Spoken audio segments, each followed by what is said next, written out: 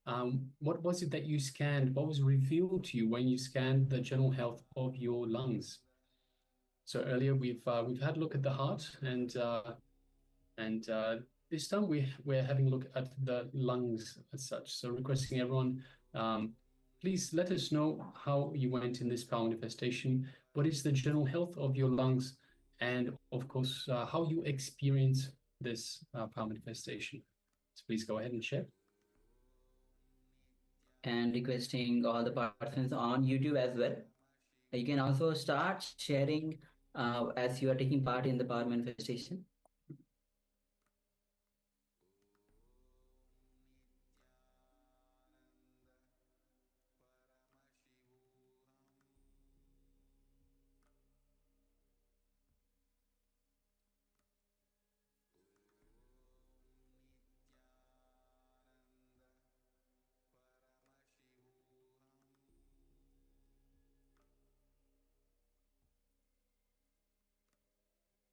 And also requesting all the participants to be available in the camera. See, most time when you are having sessions, be fully available in the camera unless there is some urgent need, as you're treating the place where you are sitting is as a Rajya Sabha, Nityananda Sabha. So make sure that you are having your camera on. And also, meanwhile, as you're sharing, the next Paramashivoham program is going to start.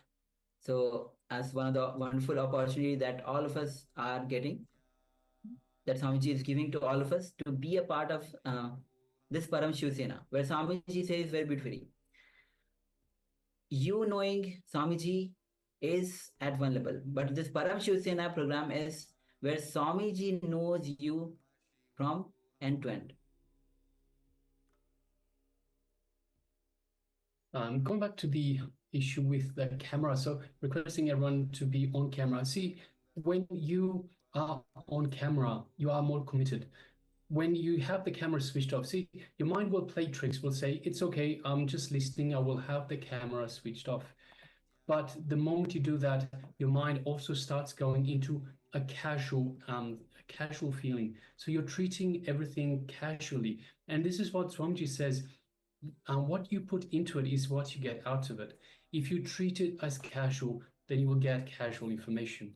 If you treat it as important, you will get important information. So it is very important that you treat it as a sacred learning space. So that's why I'm requesting all participants, the more you treat it as a sacred learning space, the more you will get out of it. So requesting everyone, please switch on your cameras. You will be more attentive, you will be more authentic, you will be more integrated to both the course and to yourself. So when we started this program, in the first day, we have gone through the what are you hoping to get out of this program? So this is in terms of being integrated to yourself. By being on camera, you are integrated to yourself, you are integrated to the program, to the sacred space of this learning environment, and you are getting the most out of the program. By having the camera switched off and just being in the background, you are treating it casually, and please be aware you are only getting a casual learning experience. So it is important, as Swamiji says, whatever you put into it, you get out of it. Treat it with integrity and authenticity. Take responsibility for your own learning, and be on camera, be available, and you will get everything that you want to get out of this program.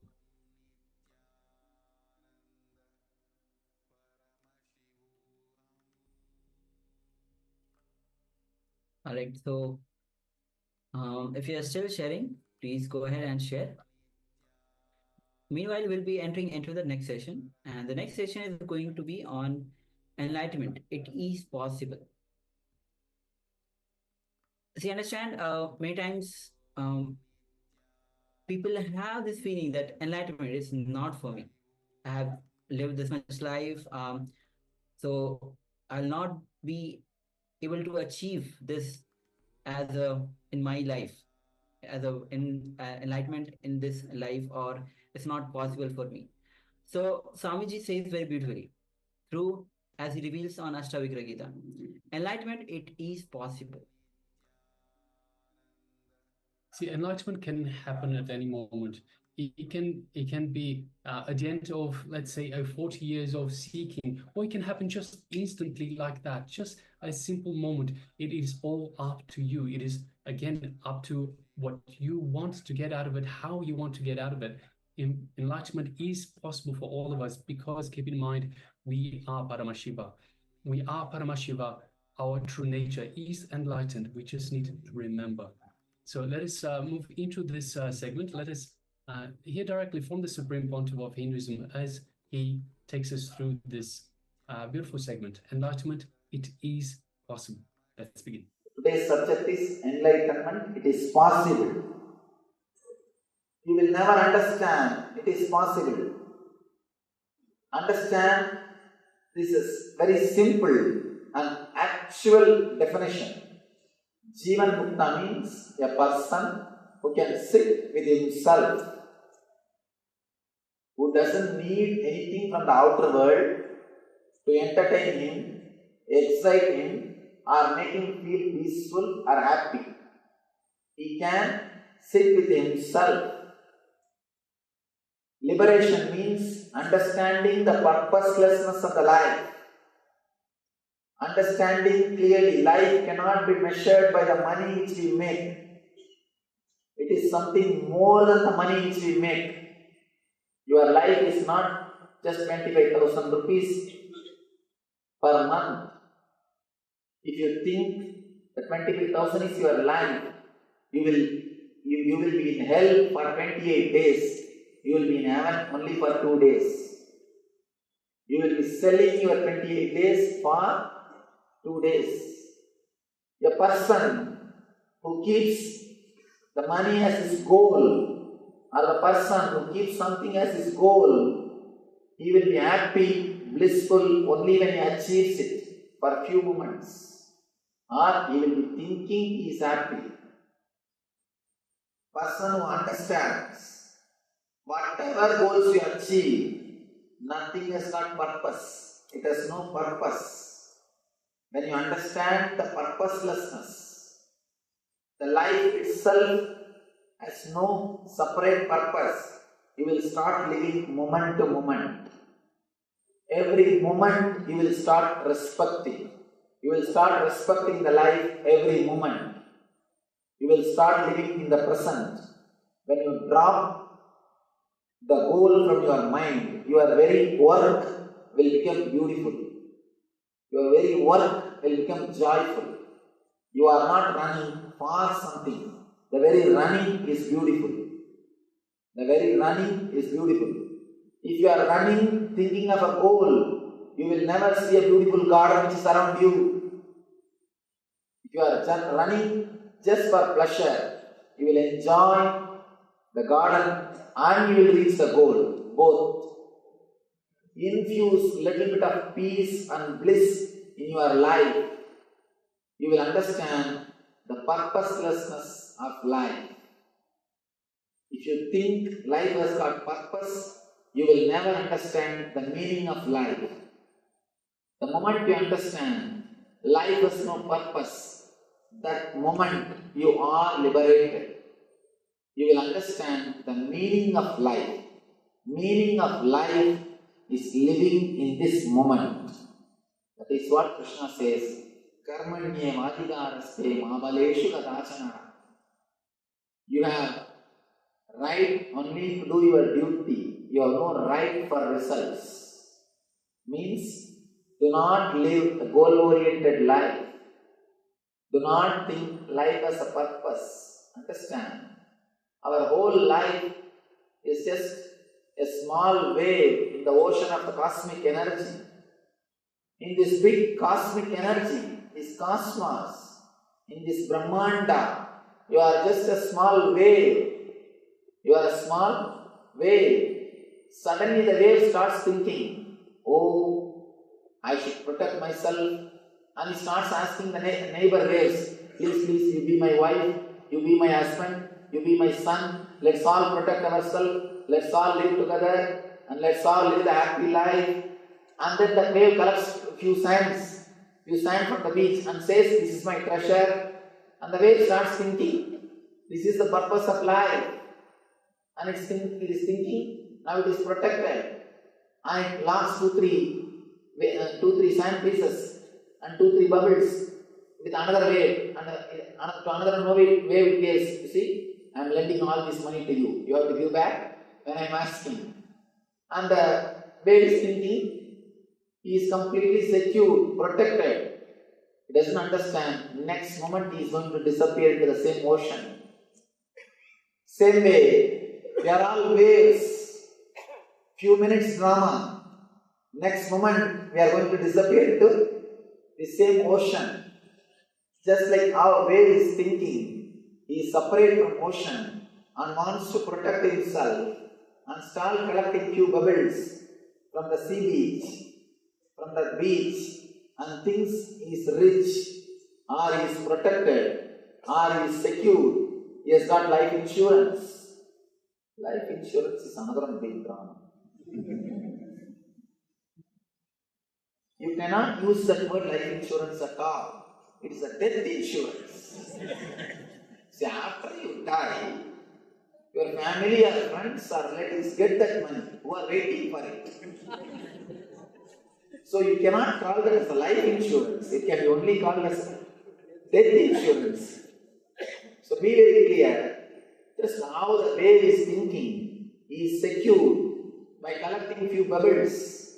Same way, you are thinking, you are safe by having few diamonds in your locker. That pebble and your diamond, both are one and the same. Because few idiots want to possess this diamond, it has got market value, that's all. Few fools wanted to possess that stone, it has got market value, that's all. Otherwise, in reality, that and this is one and the same. Whether that stone or this stone are one and the same. Because few fools are competing to possess that same stone, it has got market value. Be very clear, no stone can protect us. How the wave is thinking, by collecting few pebbles, it is protected, its life is insured, it is secure. Same way we start thinking, having few things. Life is pure purposelessness. Even though it's little difficult to understand this truth because of our social conditioning, the moment you understand, you are liberated. And be very clear, person who understands the life is purposeless, he will start working 10 times more intensely than you. He will be working 10 times more intensely. Do not think you will become lazy. Always people ask me, Swamiji, you say life is purposeless. If we start thinking all these things, we don't want to work, what to do now? Be very clear. Because you created too much of negative thoughts about your work. Because you are conditioned, work is punishment. Work is hell. Working is wrong. Working creates stress. Because you are again and again taught all these ideas. Because again and again you are conditioned with these ideas. The moment you understand life is purposeless, you want to escape from that work. It is just because of your conditioning, not because of understanding. Now, if you really understand life is purposeless, the stress to achieve success, the pressure to achieve success, the peer pressure will be removed from you. The moment peer pressure is removed from your being, you are liberated. And I tell you, liberated person will be creative. Liberated person will be energetic. Liberated person, by his own understanding, will start working. Understanding the life is purposelessness will not lead you to laziness. If it is leading you to laziness, be very clear, you are having negative attitude towards your working. You had already built up the negative attitude towards your working. That's the reason you try to escape the moment you get this understanding.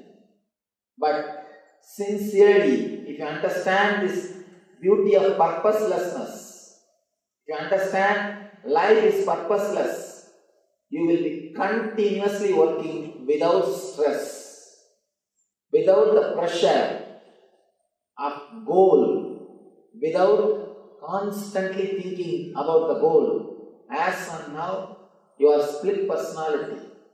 Half of your being is thinking about the goal, half of your being is thinking about the path. The moment you understand goal is useless, you are integrated and you live in the path. The very path, the very life becomes liberation. Working out of liberation is what I call working as an enlightened being, enlightened CEOs.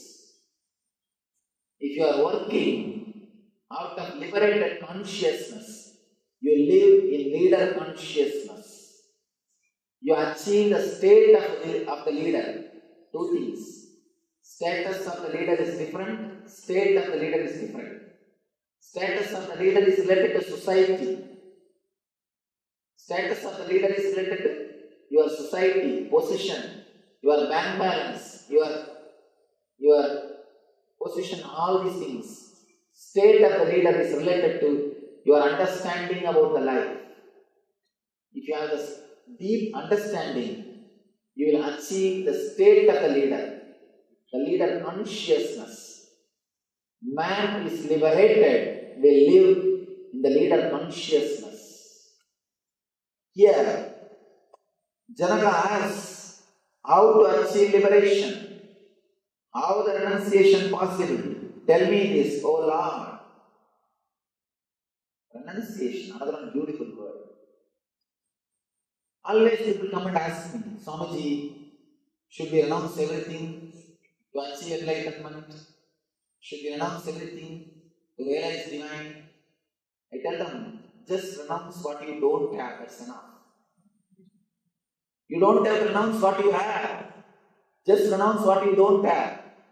Fears, anxieties, unnecessary worry, unnecessary fantasies, too much of imaginations. All these things are not there in your real life, but you are living with all these things mentally. Mentally you are living with all these things. 99% of your worries never come true. Whatever 1% comes true is always good for you. Ashtavakra starts the beautiful answer. If you aspire after liberation, my child, shun the objects of senses as poison and seek forgiveness, sincerity, kindness, contentment and truth as nectar. You are neither earth, nor water, nor fire, nor air, nor ether.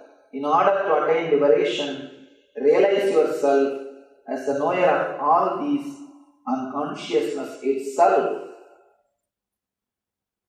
Beautiful two slokas, beautiful two sutras.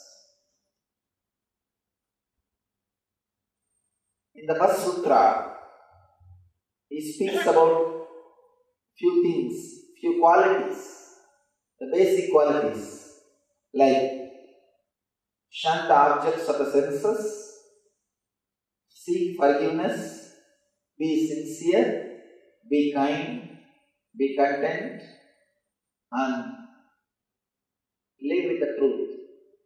And the second sutra, he says, please understand, in the second sutra, he expresses the technology. He says, you are neither earth, nor water, nor fire, nor air, or ether. In order to attain liberation, realize yourself as the knower of all these and consciousness itself. It's a beautiful sloka. In the first part, he says, he gives you disciplines, few moral lessons. And in the second part, he gives the technology to achieve the state. I feel in those days, this is the way they presented. First, little bit of discipline, then enlightenment. But I tell you, for modern men, unless the experience itself happens, we can't even ask him to be disciplined. If you tell, please shun the objects of the senses, he will ask, what for? Why? What's the need? We are very happy. Why should we do all these things? Unless you can give the direct experience, you cannot tell, you cannot give all these advices. Advice is the one thing which everybody gives, nobody takes. Which everybody gives, nobody takes. For the modern man, you cannot talk. First do all these things, then you will then enter into the experience. No. That's the reason our spirituality is outdated. In the modern day, we will put the second sutra first and the first sutra second. After your experience, extraordinary discipline will follow your life. We cannot force discipline on you. We can't force discipline on ourselves. We can only work towards the alchemy, the transformation of our being. We can work only towards the enlightenment. Once that experience starts happening, automatically the morality happens to you, the discipline happens to you. So I am explaining the second sutra first. Let us enter into the second sutra first. Then first sutra will start happening in your life. You are neither earth, nor water, nor fire, nor air, nor ether. In order to attain liberation, realize yourself as the knower of all these and consciousness itself.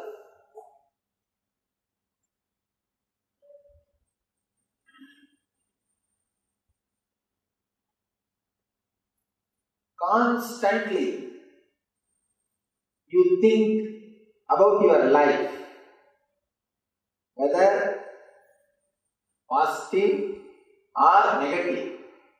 Whether you think your life is a chain of beautiful incidents, or you think your life is a beautiful chain of so many sufferings. Usually we think only it's a chain of sufferings. Whether you think your life is a chain of sufferings, or you think your life is a chain of beautiful incidents, both are ignorance. Both are just expressing your ignorance. Be very clear, your life is not a chain as you think. Every moment is individual, separate, independent movement.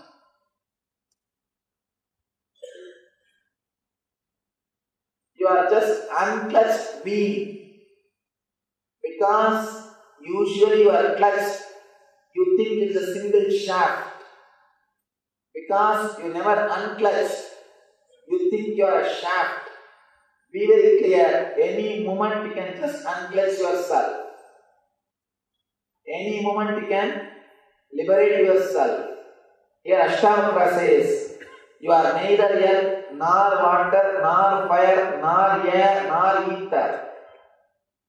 Please be very clear, he is not requesting you to believe all these things. No. Whether he requests or not, I don't know, but I am not requesting you to believe all these things. Let me be very clear. I am not asking you to believe all these things. I am just stating the fact. I am just stating the truth. I am just expressing the truth. If you are intelligent enough, it will resonate in your being. You will feel connected to what I am saying. You will feel deeply the truth of my words. If it happens in you, come tomorrow. Otherwise, relax, it's okay. Do not bother about it. You cannot believe. All these things cannot be achieved by believing.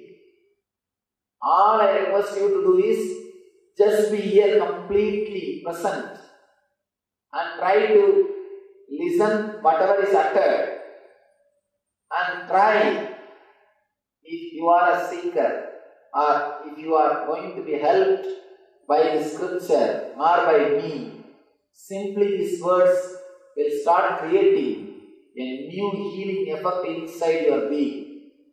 You will experience a deep inner healing.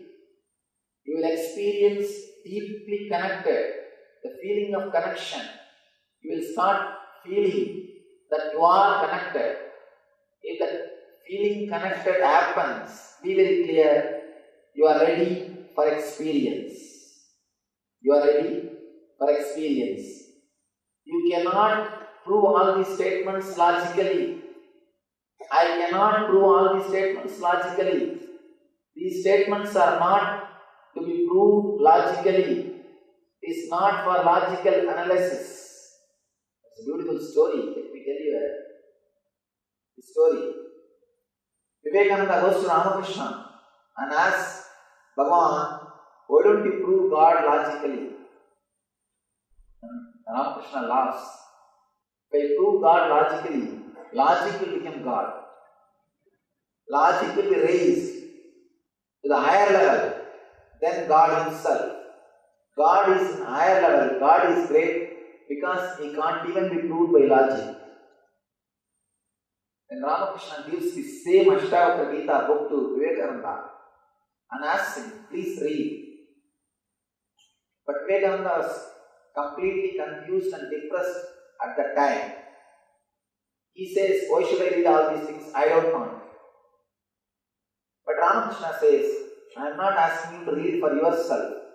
Please read it for my sake. Please read it for my sake. Just read. I am old. I can't read. You are young. Your eyes are fresh. Just read it for my sake, so that I will listen. Just few lines. And the story says, he was able to read only few sutras. The very sutras started shaking him. He started shivering. He started trembling. And the tears started pouring. He just dropped the book and started reading Ramakrishna. I don't know, but I can't read this book anymore. My whole being is shaken.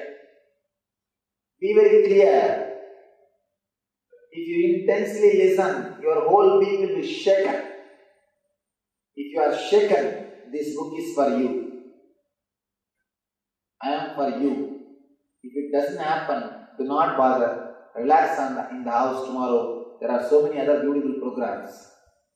Use your time in a much better way.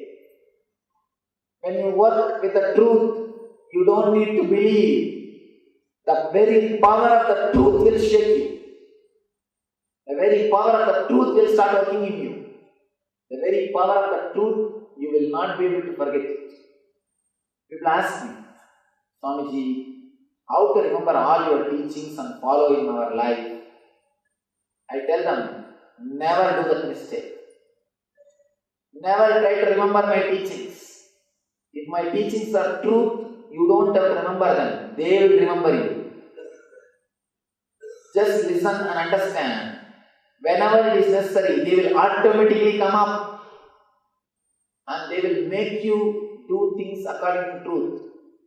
If you have to force yourself, think and remember, then practice means it is not truth. Truth needs no belief. Here Ashtavakra is declaring, you are neither earth, nor water, nor fire, nor air, nor ether. In order to attain liberation, realize yourself as the knower of all these unconsciousness itself. He says, you are neither body, nor mind, or any of these five elements. Your body and mind are created out of these five elements. You are filled with earth, water, fire, air and ether. Ether is your thoughts.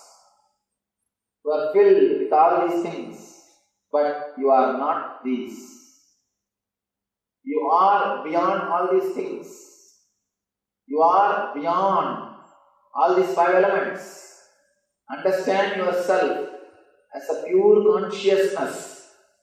Realize yourself as the knower of all these unconsciousness itself. The next question, immediate question will come. How to understand Swamiji? How to understand? Today we will do a simple meditation technique from this sutra to realize that your consciousness itself, meditation technique derived out of this sutra, that will give you the deeper level experience or understanding about what I am speaking.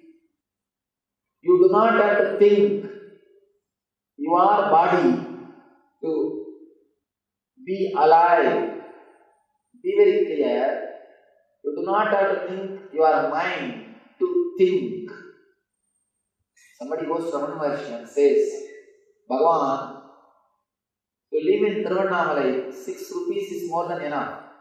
In those days, cost of living was very low. He says, to live here 1 month, 6 rupees is more than enough. Bhagavan says, to live even body and mind is not necessary. Why do you need 6 rupees? Understand, to live, even your body and mind is not necessary. When you understand you are beyond body, your body becomes graceful. When you understand you are beyond mind, your mind becomes intelligent. You start radiating grace and intelligence when you understand you are beyond body and mind. It's a beautiful sutra in Ayurveda, where the healing and spirituality is explained beautifully. In India, everything, art, culture, painting, festivals, medicine, clothes, everything is connected to spirituality. Spirituality is the backbone. In Ayurvedic science, they say the stomach problems, constipation, all these things happens if you are constantly holding your body. If you can just relax and witness, if you start understanding you are not the body, you will never have stomach problems.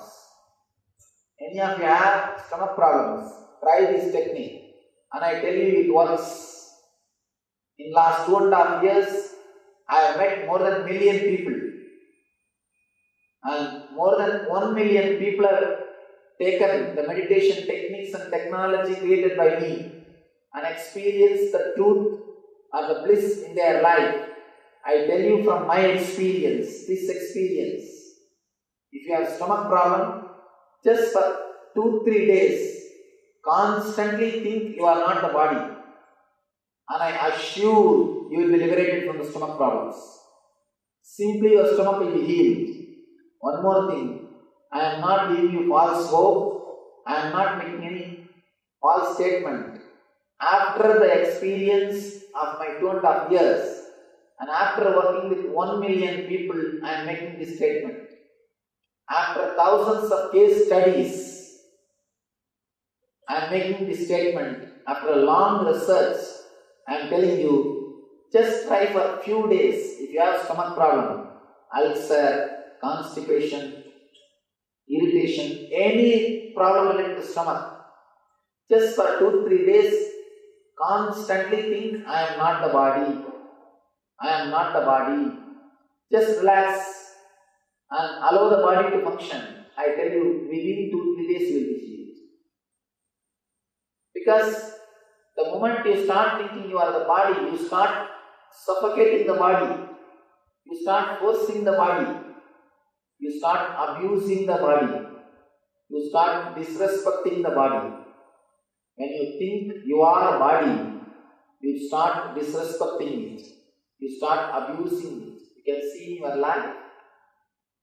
For the sake of your enjoyments, you destroy the body. Till night, 12 o'clock, sit and watch the cricket. Your eyes are burning. It is begging, please give me little rest. In between the advertisements, eyes are automatically closing and taking you in. But you sit up, no. This is not the time for me to sleep. And you start watching the game. You are abusing your eyes for the sake of your pleasure, for the sake of your intellectual joy or ego joy, intellectual joy. Joy, somebody means you associate yourself with somebody, some country, whether it's India or Pakistan or Sri Lanka, some country, you associate yourself with that country. And if they win, you feel joy. By their winning, you are feeling the joy. It is joy comes out of ego and association. And I wanted all of you to understand, seeing cricket is surely not patriotism. And somehow the idea has been spread. No, we should be patriotic. One young guy came to me and he told me, Swamiji, we should be patriotic. That is why I see the cricket. Fool, what are you talking? If at all India can be represented, it can be represented only by few enlightened masters and the rishis, not by just one or two players or teams.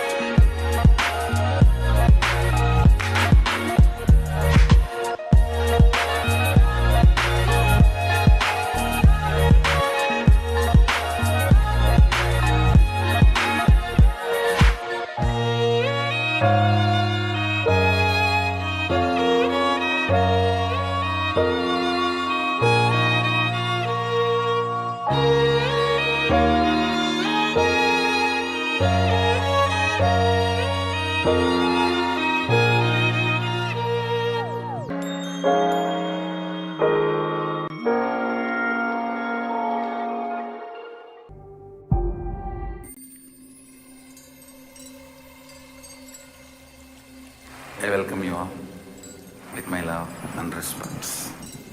Let you all open all your three eyes. Om Nityananda Paramashivoham.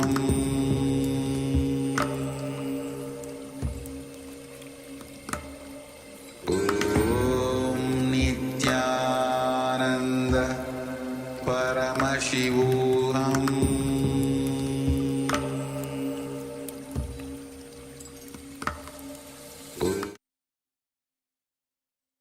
Yes, welcome back. So we've had Swamiji taking us through a beautiful revelations, enlightenment, it is possible. And then, of course, we also had a look at the Paramashiva Sena program. So Swamiji beautifully tells us the Paramashiva Seva program is a refresher. It's like a refresher course for those of us that have done the Paramashivoham or the Inner Awakening program. It is a refresher course. It is reminding us about the different, the four tattwas: the integrity, authenticity, responsibility, enriching, and of course, causing and completion. So Swamiji has given us all of these. So the Paramashiva Sena program itself is this beautiful refresher course for those of you that have done Inner Awakening or Paramashivoham, all three levels. So it is a beautiful program. I recommend it. Recommend that everyone have a look at it, sign up, and get involved in it. Yes, we need to understand that whenever we receive a powerful cognition, especially when we click with it, we have to start taking authentic action based on it. If we receive a powerful cognition and we understand, yes, this is how life should be lived, but then we just leave it, we don't follow through, that's when we start taking things for granted. We start taking Swamiji's teachings for granted. And finally, we will even start taking his very presence for granted. And this has been clear many times. And Swamiji has mentioned this many times, that we need to start reconstructing our very identity. We need to build ourselves based on powerful cognitions. That is when we are going to grow into leadership. We're going to manifest life the way we want. And we are going to be enriching and causing for all the people in our life. So whenever you receive a powerful cognition, make sure to make it your own. Test it, even just playfully play around with that powerful cognition and see the transformation that you can experience. And of course, going further on the taking Swamiji for granted, I'd just like to share with you, having been part of the Kumbh Mela in Ujjain in 2017, what a massive, massive experience. So many people, hundreds of thousands of people sat outside the gates entire night, hours and hours and hours, just for a glimpse of Swamiji, just for a glimpse of the Supreme Pontiff of Hinduism. So you have to understand this. Swamiji is the Supreme Pontiff of Hinduism. Hundreds of thousands of people were queuing up just to come through. They were just being pushed through just for a glimpse of the divine and moving on. We have him in front of us day in and day out. Let's not take Swamiji for granted. Let us understand what the true purpose that Swamiji is here for, to give us a superhuman breakthrough, a super conscious breakthrough. So do take part in this. And also, of course, the Kumbh Mela itself is coming up very soon. It has already started in the US, and it will shortly start for India region as well. So do take part in this Kumbh Mela festival as well. It is the biggest spiritual gathering in the world by far. Millions and millions. So in Ujjain, when I went, there was 80 million people. 80 million people that came for this one festival of spirituality. 80 million is so much bigger than most countries in the world. Let us get our understanding. 80 million people, larger than most countries in the world. So please understand, Kumbh Mela is absolutely huge. It is such an important festival. It is such an important festival to be part of. Just one glimpse of this of this event is enough for a lifetime. It's such a beautiful event that I recommend that everyone take part in. And of course, the Paramashiva is, as we mentioned, very important as well. It takes us once again, reminds us about all the integrity, authenticity, responsibility, and reaching. Very important for us to understand that we are Paramashiva. Brings us back to who we truly are, our true self. And since many of the participants and many of the devotees who wanted to come already for the first season, for the first Paramashiva Sena program in the US, many people have been facing visa restrictions due to the passport not being powerful enough, some government-related restrictions. So Swamiji is opening up one of the sovereign locations also to experience the Paramashiva Sena program. So definitely nothing can stand in the way.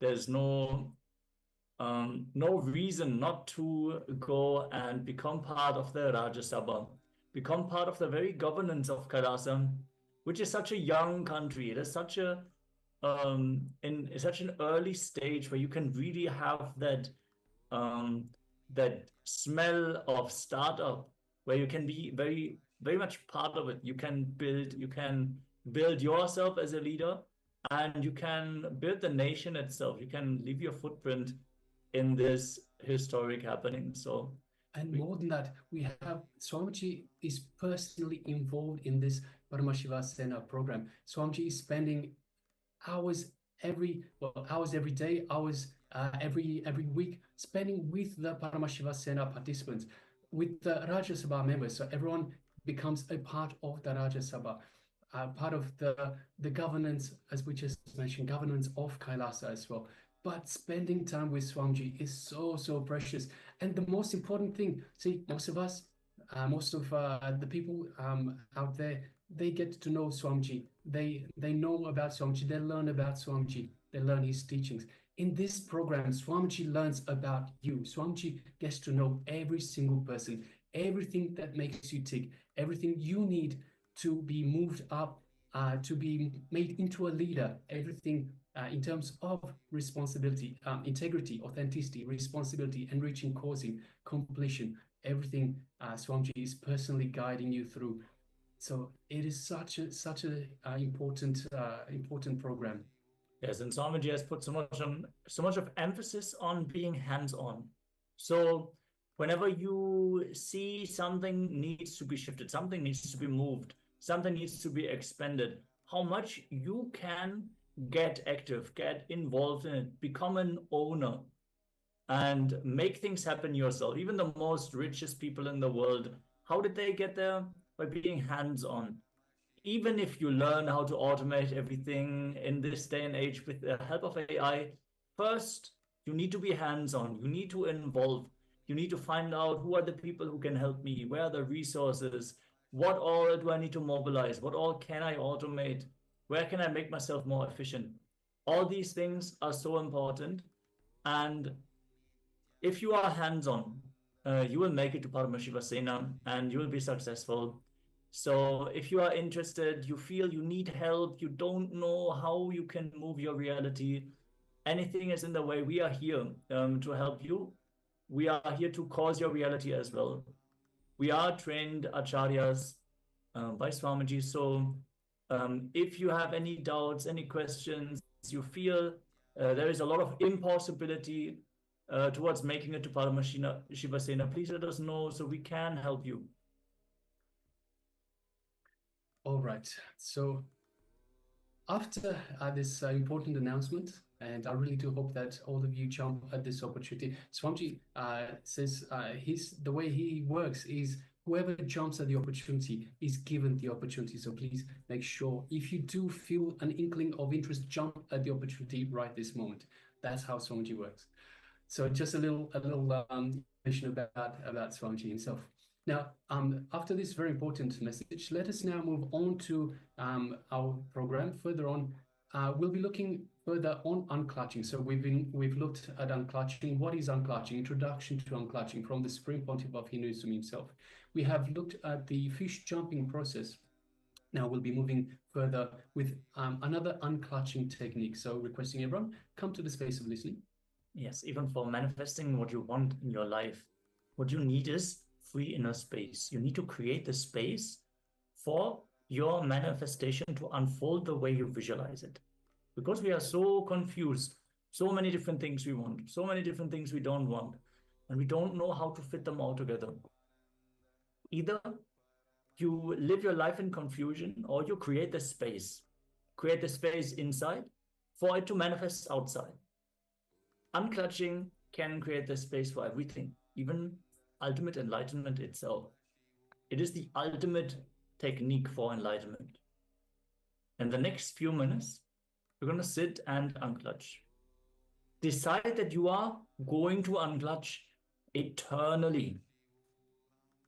Just like the Buddha tried to get enlightened in so many different ways, so many different situations. But when he decided, okay, now I will sit. Come what may, let this body drop, but I will not leave from this stone. I will be here until I manifest enlightenment. When that intensity, that decision was formulated, that intensity was enough to enlighten him. So he didn't have to sit until his body dropped. It just needed the intense decision, the intense will to make it his reality. Until then, he would have thought, oh, I want to get enlightened. It would be nice to get enlightened. I don't know what all is needed to become enlightened. What are all the changes I need to make about myself to manifest or experience enlightenment? When you claim it, when you decide, now, this is my reality, I will do whatever is required to make this my reality, then reality, that time layer opens up and the space opens up for you. So let us decide that we are going to unclutch eternally. This is not a few minute exercise. This is a space that we are creating. So don't create a thought. Don't think actively. You don't need to plan right now. There is no need to strategize. Nothing that you need to solve right now. All this is not required. We're creating the space for eternal unclutching to happen. So no thoughts are needed. Don't sustain a thought. If a thought rises by itself, don't pick it up, spin it forth. Don't entertain it. Thoughts can rise. That is not a problem. That is fully normal. Just don't entertain them. Don't give energy to the thoughts. Witness them. See how they are passing, like a fish jumping out of the water. You know the thoughts are going to leave again. You have experienced this many times. So don't entertain the thoughts. Don't try to destroy or fight with the thought. Thoughts, they come and go. If you try to fight them, you give energy to them. You make them much more powerful than they are. You give them a place in your inner space. So just witness them, let them pass, no matter what is the thought. Don't judge yourself based on the thoughts that rise. If you feel, oh, these thoughts are inappropriate, especially in this situation, I don't want to think these thoughts. No, don't even bother. Don't bother about what is going on inside you. Whether thought, emotion, pain, or peace, just decide that you are going to unclutch. Do not respond to anything. Just decide, let me be unclutched. Sit with that unclutched nirvikalpa samadhi and gaze into Swamiji's third eye. The flame of Swamiji's third eye will awaken the Kundalini and help you to manifest the will that you declared as your reality. Only you and him. Only you. Him exists, nothing else. So sit and unclutch. Decide to remain into the unclutched space. Nothing is needed now other than for you to unclutch. Just sit in that unclutched space. Let the flow of your breath happen naturally. Breathe in and breathe out. Any thoughts that rise in your inner space, witness them. Don't fight them. Don't entertain them. Don't create new thoughts. Just witness any thought that rises. It is okay. Thoughts will come and go. Just witness your inner space. Be fully at home in your inner space. And bring your gaze to Swamiji's third eye.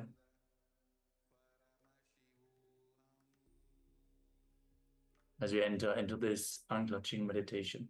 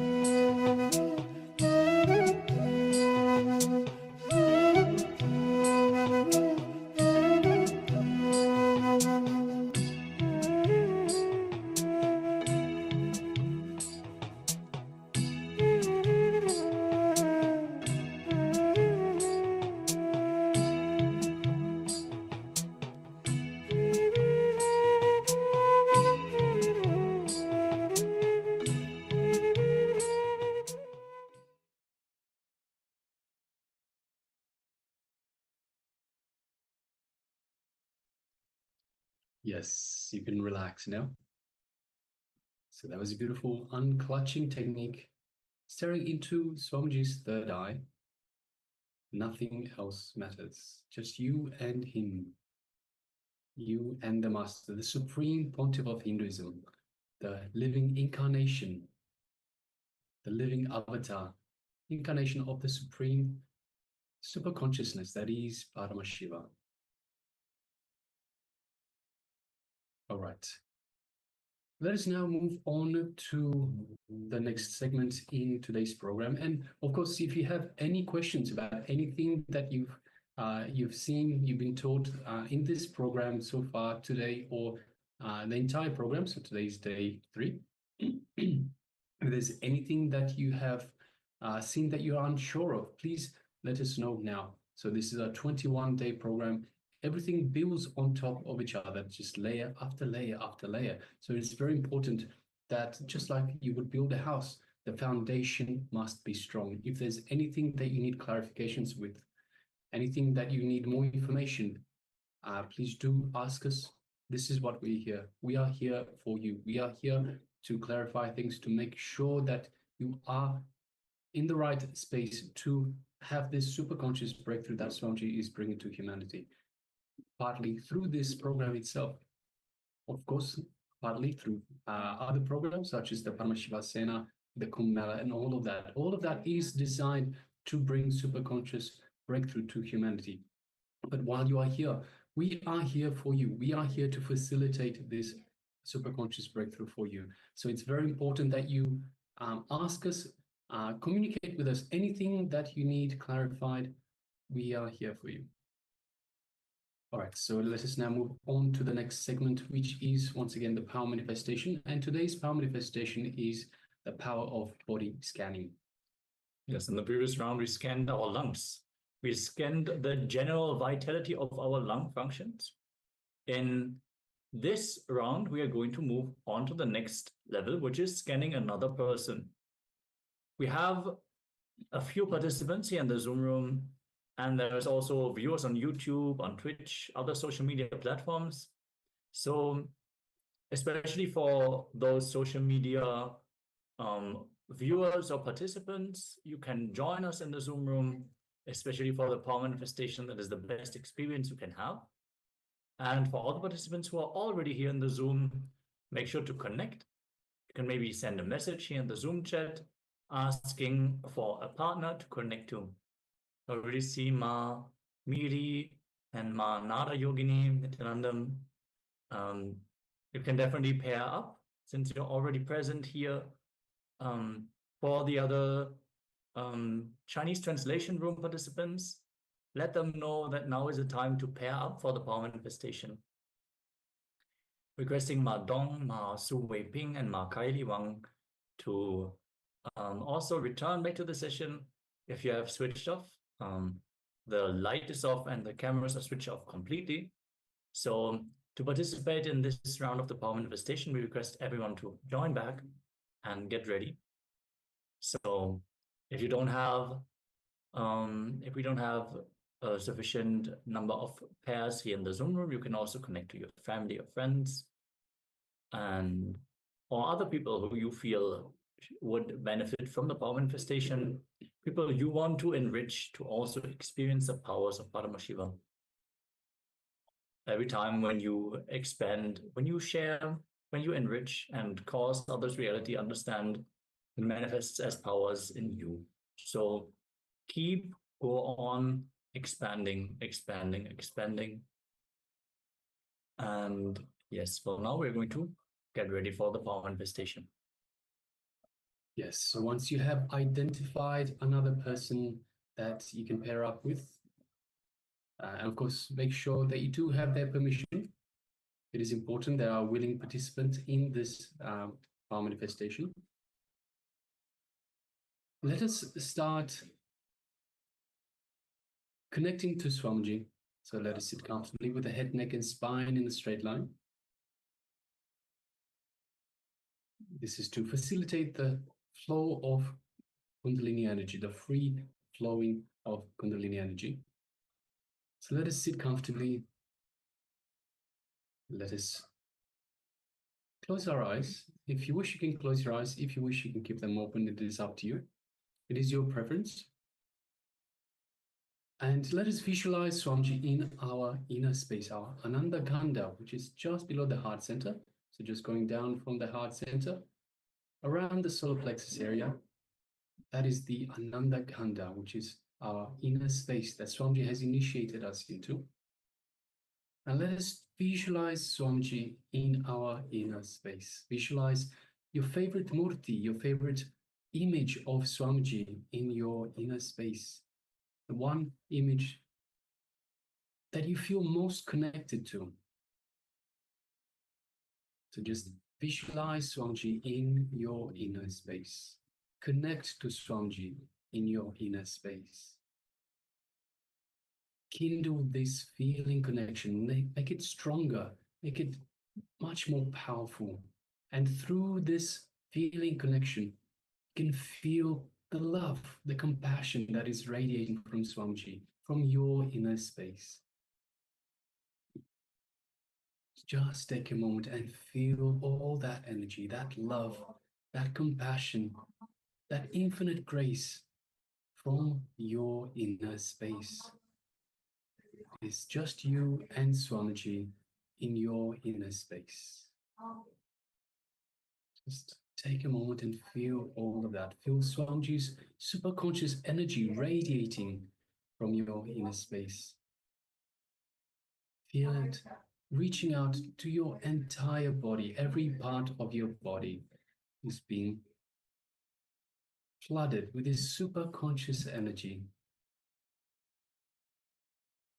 Every cell in your body, every one of the trillions of cells in your body is feeling alive and rejuvenated by this superconscious energy that Swamiji is radiating from your inner space. Just take a moment and enjoy this.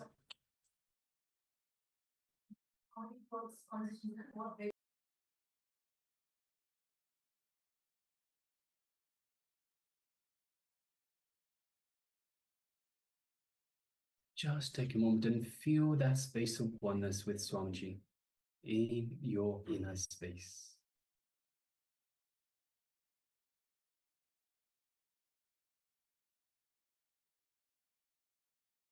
Now let us just gently move our gaze to the third eye, the Ajna chakra, in between the eyebrows. And let us visualize Swamiji in our third eye and connect to Swamiji's third eye. So through our third eye, just gently look into Swamiji's third eye. And as we do so, we feel this energetic connection from the Master's third eye. Just take a moment and feel that energy in your third eye as your Ajna chakra is awakened. It is activated by the Supreme Pontiff of Hinduism.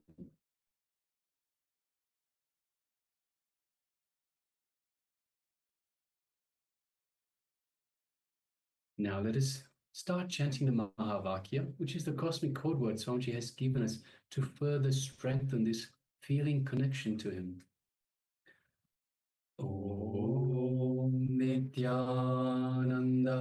Paramashivoham. Om Nityananda Paramashivoham.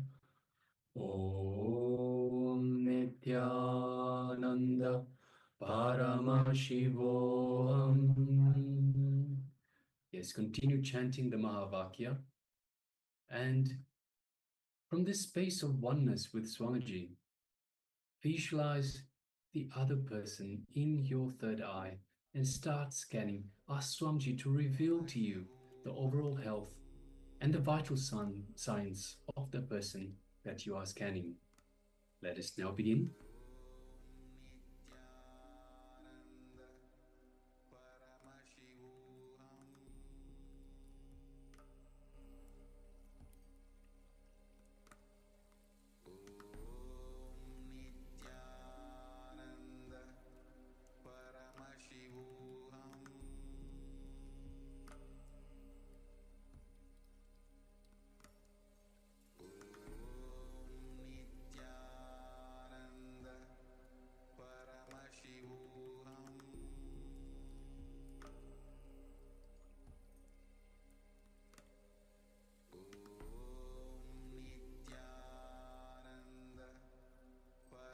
Paramashivoham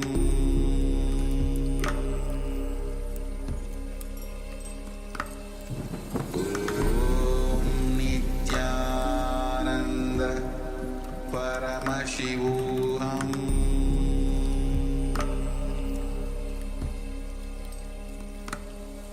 Om Nityananda Paramashivoham Paramashivoham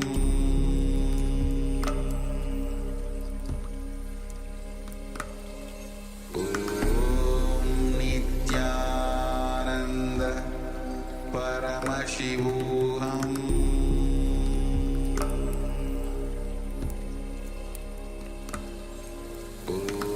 Om Nityananda Paramashivoham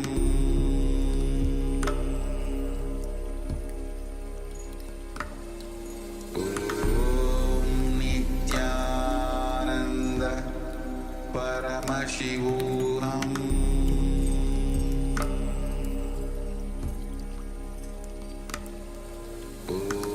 Om Nityananda Paramashivoham Om Nityananda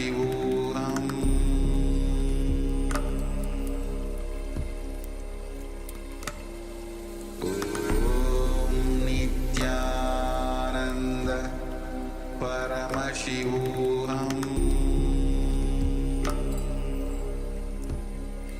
Paramashivoham Om Nityananda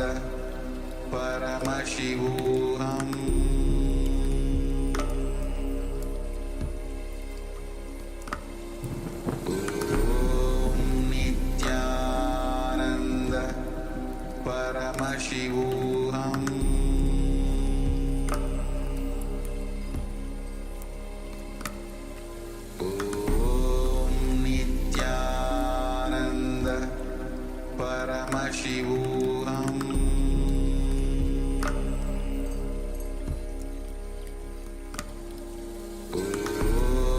Nityananda Paramashivoham Paramashivoham Om Nityananda Paramashivoham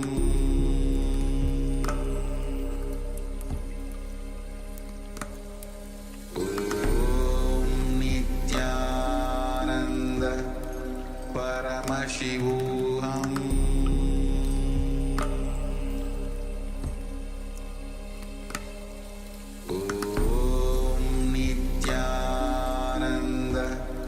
Paramashivoham Om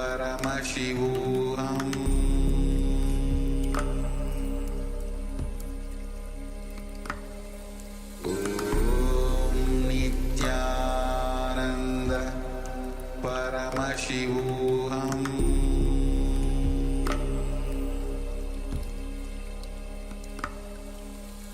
Om Nityananda Paramashivoham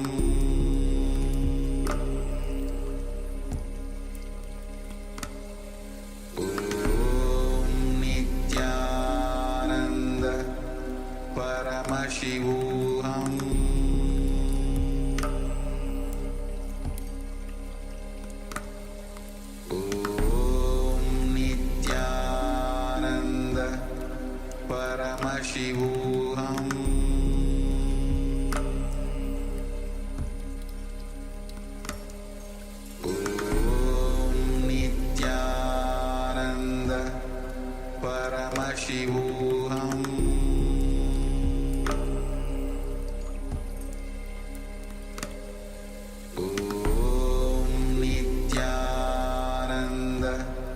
Paramashivoham Om Nityananda Paramashivoham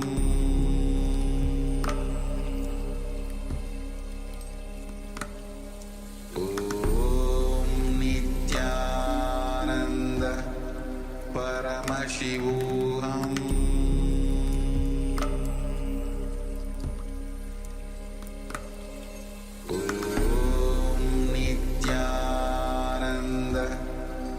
Paramashivoham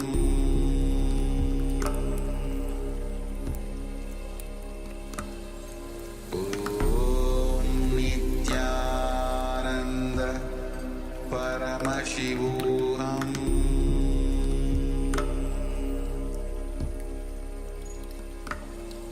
Om Nityananda Paramashivoham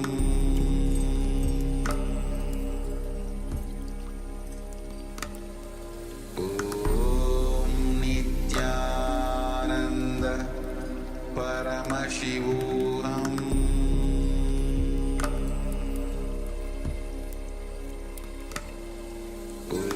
Om Nityananda Paramashivoham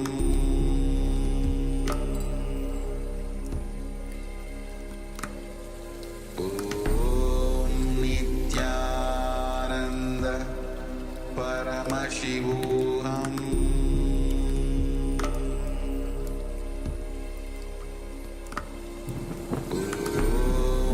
Nityananda Paramashivoham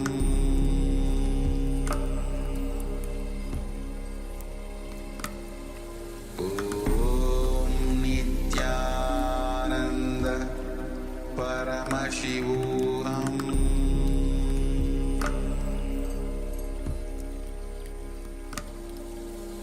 Om Nityananda Paramashivoham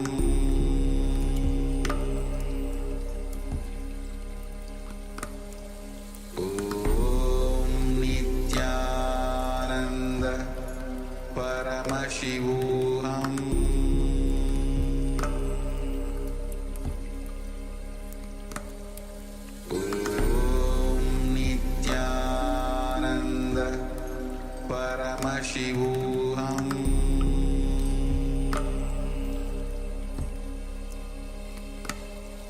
Om Nityananda Paramashivoham Om Nityananda Paramashivoham Om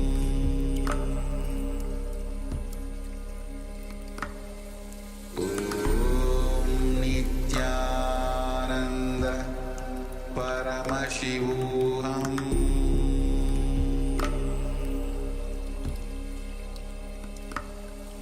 Om Nityananda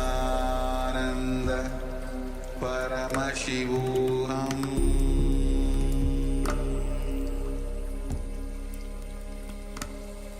Om Nityananda Paramashivoham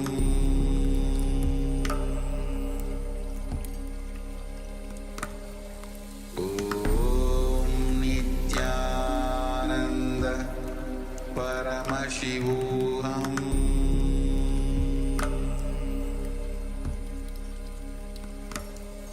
Om Nityananda Paramashivoham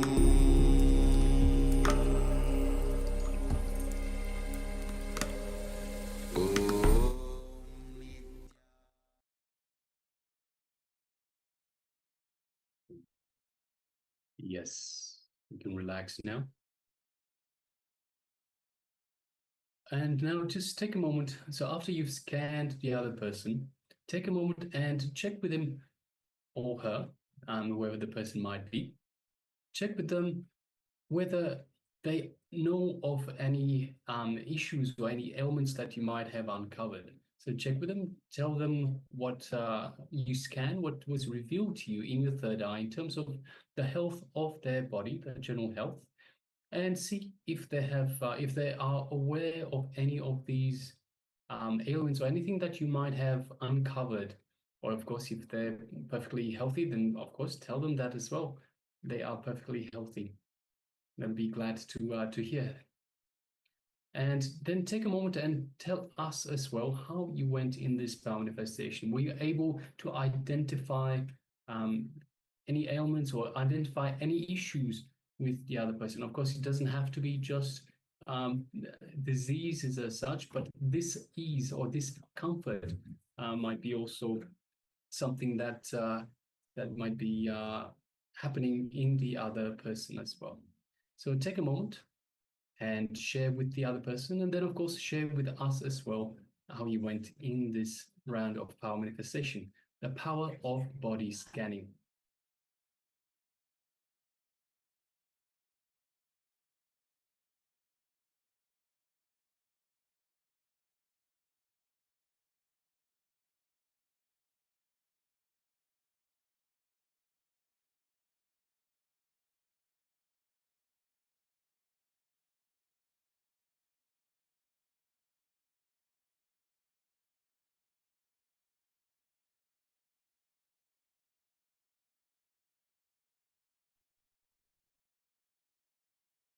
Yes, and also requesting participants to switch on their cameras and be available. So as we mentioned earlier, by having your camera switched on, you are more integrated to getting the most out of the program itself.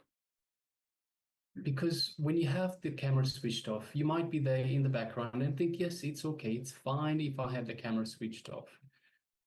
But the casualness that instills in you makes you not have the best experience, makes you not get the most out of the program. See, when you have the camera switched on, you feel pushed on, you feel not pressurized, but you feel that you have to do everything that needs to be done, everything that is part of the program itself, to listen authentically, to do the internalization exercise, to take part in the power manifestations. And this is what this program is designed for. But if you have the camera switched off, you are in a casual mode, you start getting lazy, you start giving into your laziness patterns. So your laziness patterns are your biggest enemies. The biggest enemies to manifesting the life that you desire, the life that you want, the life that you deserve. So it's very important that we have everyone on camera, and let us not give into our laziness patterns. Let us not give into casualness. Let us pay attention. Let us do everything. Let's push ourselves and get the most out of this program. Yes, Mamridi is sharing insufficient blood supply caused hypoxia in lung tissues, potentially resulting in sensations of dryness or discomfort, caused coughing. For self-scan, sharing that she has had low blood pressure for a long time. So make sure that when you do the power manifestation, to scan for the solution mark or for the root cause. Both of this is fine. When you get this information, just keep asking, okay, thank you for showing this, Swamiji. Gratitude, but please show it to me in a way that I can find the solution. Show me the solution for this problem that I'm facing. So you can be empowered for this power manifestation. It's great that you have received the details. Just keep going. Yes, great. Thank you for sharing also. Yes. Thank you, Ma. Yes, with this, we're going to move on to the next Dhyana segment, which is going to be on how to have sharp intelligence and spontaneity. So requesting all of you to please be settled, as Swamiji is going to share all the different powerful cognitions, continuing on the Ashtavakra Gita.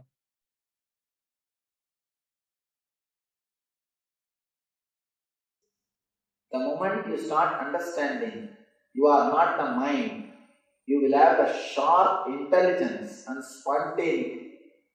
You can see in your life, if two guys are playing chess, if you are watching the game, you will know the better moves than those two. And if you are playing, you will not know the moves. If you are just watching, you will tell them, hey, why don't you do this, why don't you do that? But if you yourself are playing, you will not be able to do that. Just because of the pressure to win makes you dull. When you are witnessing, when you are away, you don't have the pressure to win. When the pressure to win is not there, you become so intelligent, you become so spontaneous, you become so alive, your mind starts radiating intelligence. When Ashtavakra says, you are not the body, you are not the mind, you are not the earth, you are not the water, you are not the fire, you are not the air, you are not the ether. He says you are not five elements. We always think we are the five elements. Body and mind are made up of five elements. We always think we are the five elements. First thing, understand you are not this body and mind. When you understand you are not this body and mind, you start respecting the body and mind. You start living with your body and mind blissfully. You do not abuse your body. You do not disrespect your body intelligence. You let your body live naturally. You let your body to live blissfully. If you detach the next sutra, you detach the body and rest in intelligence, you will at once be happy, peaceful and free from bondage. I think this one of the sutras, Ashtavakra completely expresses whatever he wants to say. Ashtavakra clearly explains whatever he wants to say. Usually, to tell things in a clear way needs intelligence. One more thing, to understand things from 2-3 statements also needs intelligence. Otherwise, we always understand from the other part. Small story. One guy from Texas goes to Europe country. There he meets a farmer. The farmer starts speaking, the Europe farmer, he starts speaking about his farming and agriculture and all those things. And the Texas guy asks, where is your farm? Please show me. Farmer says, I have 10 acres in front of my house. I have 20 acres back this side of my house. He was very proud. The Europe farmer, he was very proud of his 30-acre land. Suddenly, this guy asked the Texas guy, how many acres of land you own? How you do the agriculture? Texas guy said, how many acres? I don't know. Early morning, I sit in my car and start. Goes on. Only in the evening, I reach the other side of the boundary. Europe guy immediately says, oh, is it so? Once upon a time, even I had like this one car. Once upon a time, even I had like this one car. Please understand, this guy says, I have a big land. But the Europe guy understands, your car is not moving. You talk from one angle, and the person understands from the other angle. Now, you need intelligence to present something with few words. Same way, you need intelligence to understand something with few words. Bernard Shaw wrote a 40-page book. And then he makes a statement. I don't have enough time, otherwise I would have wrote only 20 pages. Because I don't have enough time, I wrote 40-page book. If I had enough time, I would have used my intelligence and reduced this content to 20 pages. Because I don't have time, I have to write 40 pages. Be very clear. Do not think if the book is voluminous, it contains intelligence. Many times, few sutras, one or two lines will give the whole clarity. It can transform the whole life. Today, all I wanted to express is a simple one thing, only one concept. There is something called enlightenment and it is possible. There is something called living in the body and mind without being touched by the body and mind. You can live inside the body and mind without being touched by the body and mind. You can live a liberated life. First thing, it is possible. It is possible.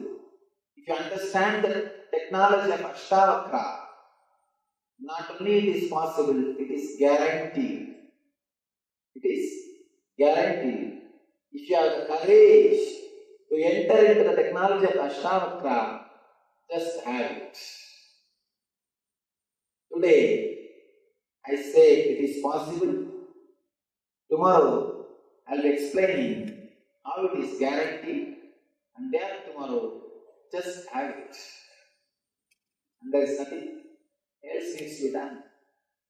Now, all you need to understand is simple two things. First thing, you are not the body and mind. Second thing, if you detach the body and rest in intelligence, you will at once be happy, peaceful and free from bondage. The moment you think, you understand, you are not the body and mind, immediately, that very moment, you will become peaceful. Tremendous peace starts happening in you. You start understanding and accepting you as you are. In that very moment, you start relaxing into yourself.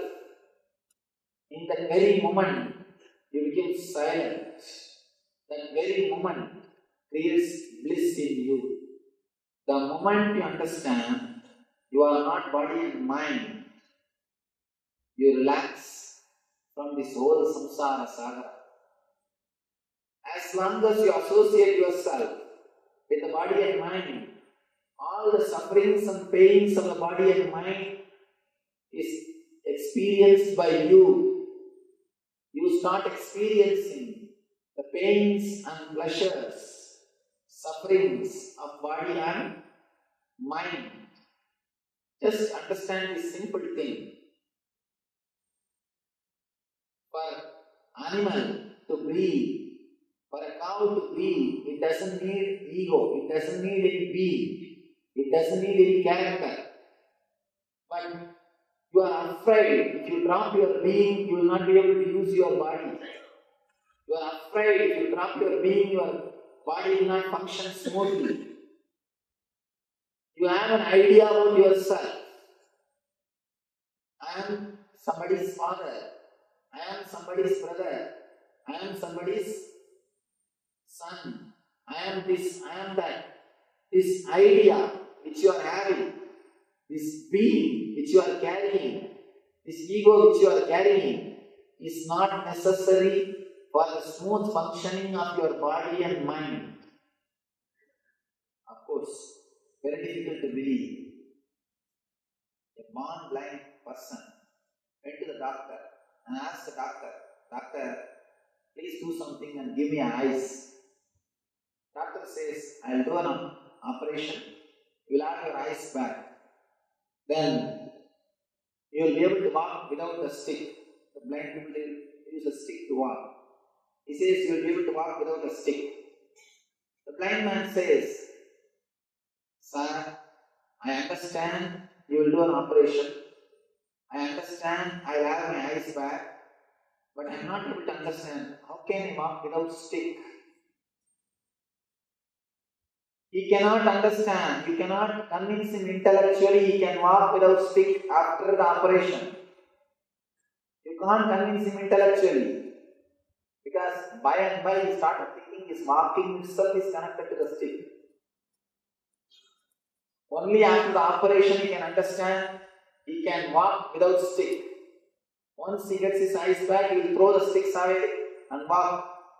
I tell you, you don't need your ego to live in the body and mind. the born blind person never understands. He can walk without stick after an operation. You are not able to understand. You can also live without the ego in the body and mind. You can live inside your body, inside your mind, without ego. How blind man doesn't need stick, same way you don't need ego to live. The ego which you are carrying, the concept about you which you are carrying constantly, the personality which you are carrying is not necessary for you to live inside the body and mind. You are afraid, no, if I drop that personality, people may cheat me, they may exploit me, I may be taken for a ride, and somebody may cheat me in my business, somebody may take away all my properties. If I feel I am not the body, I will not maintain my house, I may give it away. All these fears raise in you. Please be very clear. All these fears are created in you by your ego. As long as you are afraid, you can be exploited by the ego. Whoever wants to exploit you, first thing they have to do is create fear in you, including your worker. If he wants to exploit, he will create the fear that without him you cannot do your activities. First thing, he will create a fear in you that he is needed. If he is not there, your smooth activities will be disturbed. Whether your company or your house or something, it will be disturbed. First thing, he creates a deep idea in you that he is an important part. Without him, you cannot run. He creates fear in you. Then, according to the level of the fear, according to the intensity of the fear, he starts exploiting you. Same way, first thing ego does is, ego clearly tries to prove to your being, you cannot live in your body and mind without me. Without the personality, you cannot live. Once you are frightened, once you are afraid, once you start believing that without the ego you cannot live in your body and mind, it is very easy for you to exploit. It is very easy for your ego to exploit you, to cheat you. Be very clear, it is just simple fear. Nothing but simple fear. We will do a beautiful, very effective meditation technique from this sutra.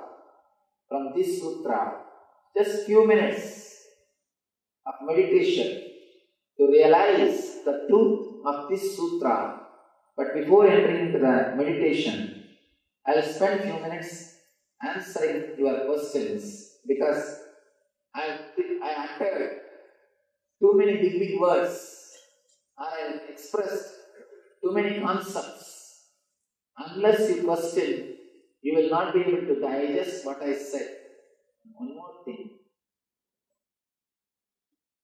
Usually, we feel if I put questions, all people will look at me. I may look like a fool. Please understand.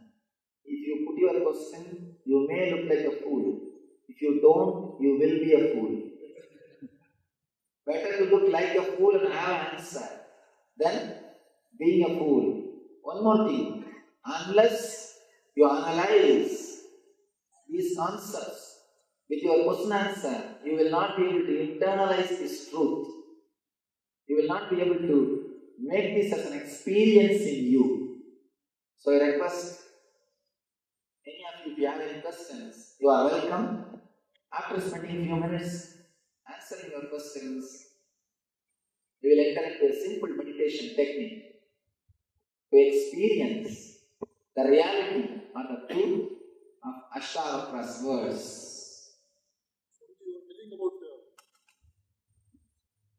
How you were telling about enlightenment is Ashavakr's and Janaka's story. I want to know from your experience how you got enlightened. When you got enlightened exactly. In what path you proceeded to get enlightened. So I can read from the book and the books are available. But I have come here only to know from you how you got enlightened and when it exactly happened. Thank you. Thank you. Nice question. But too early to ask. Do you want an honest answer or do you want a social answer? Tell me. An honest answer. Honest answer. Then you have to wait till the third day.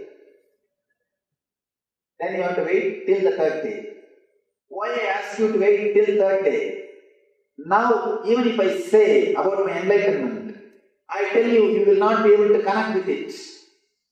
You will not be able to accept, you see, unless you had one glimpse of meditation or truth from me, you will not be able to trust about my experience.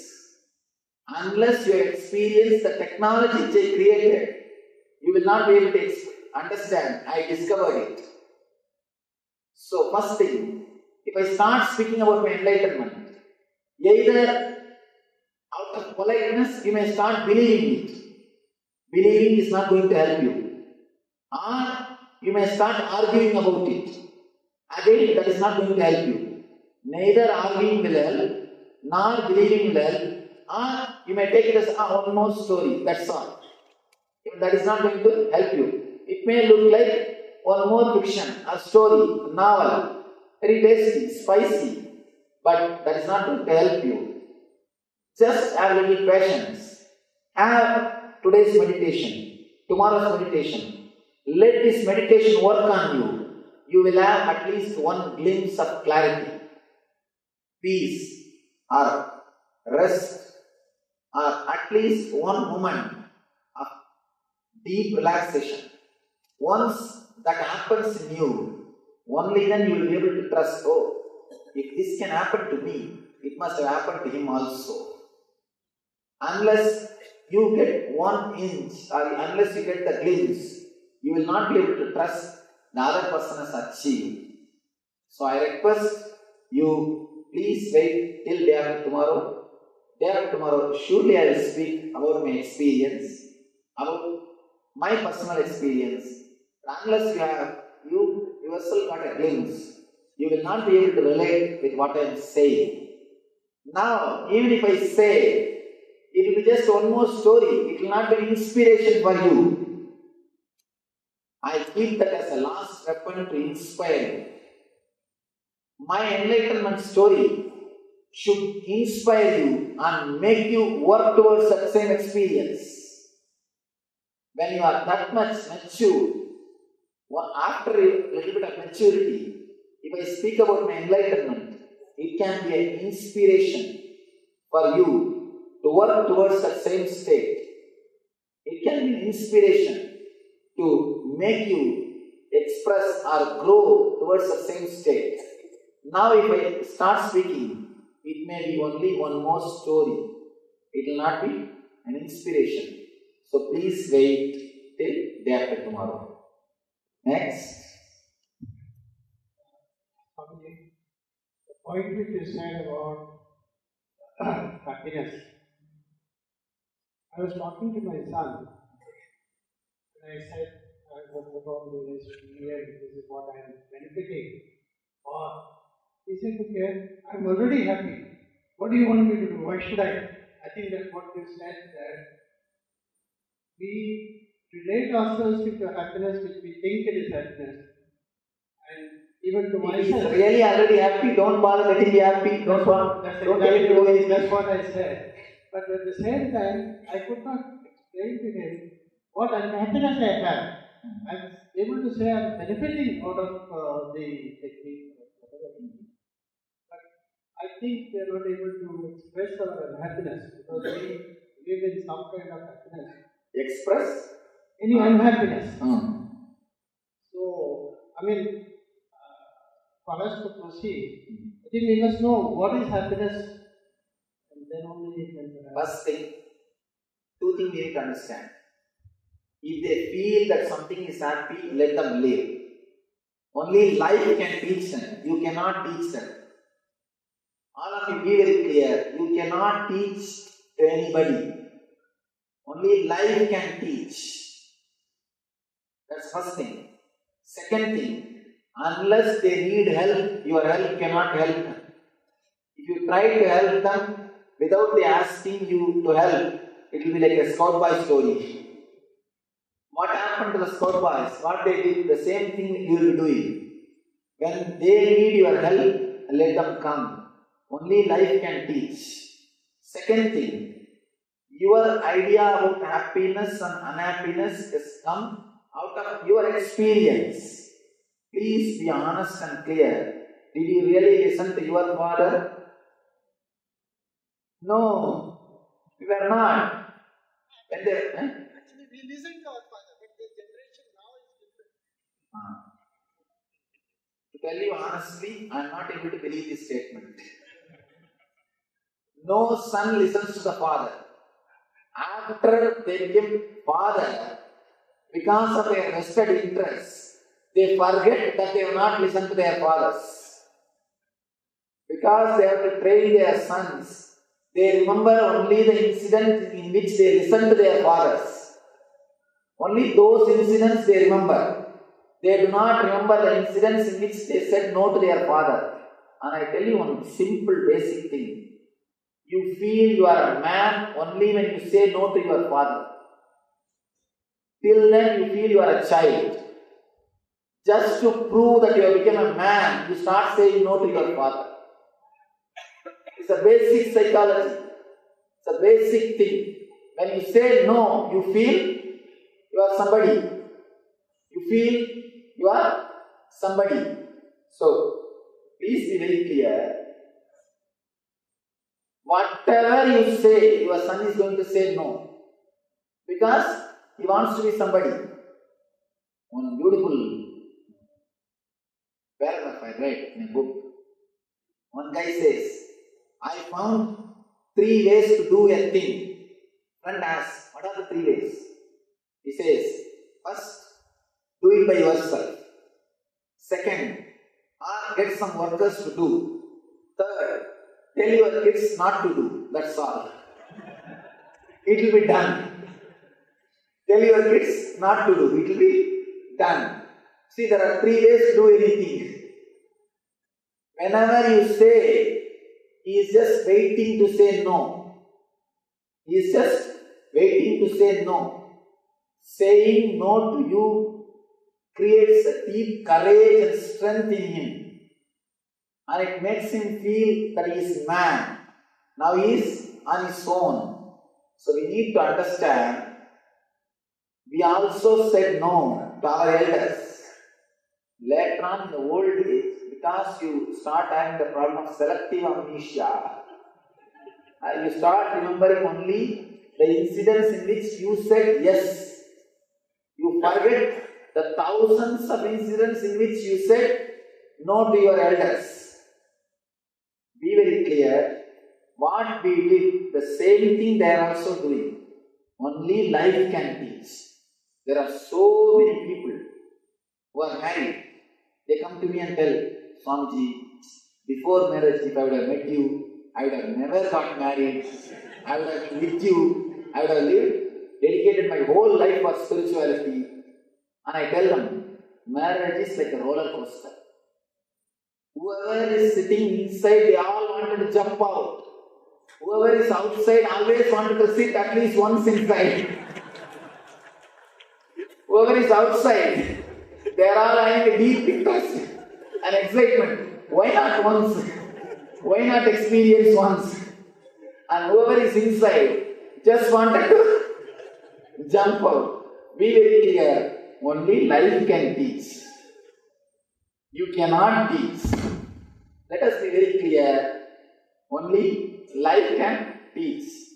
You can neither teach nor help your kids unless they want. If you force something on them, you may teach one thing, how to cheat you, that's all.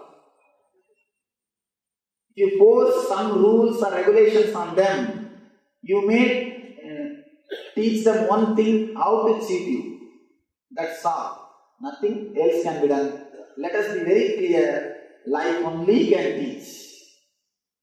All you can do is, in a simple word, please mind your business.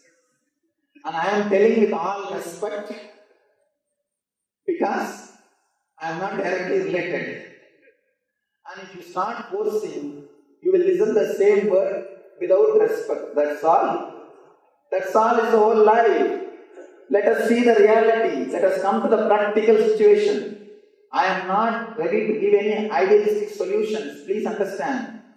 I don't want any big theories. I can give some theory. Oh, take him to some temple, or take him to some god, take him to some guru. Nothing will happen. And I tell you, nothing will happen. And especially this age, kids have become so intelligent. Unfortunately, see, the software is getting updated. So intelligence is getting updated. Nothing can be done. Those days, it was specialization. So elders were intelligent. These days, updating. So young generation, next generation is going to be intelligence. Be very clear. Those days, lifestyle is specialization. Naturally, elders will be more intelligent.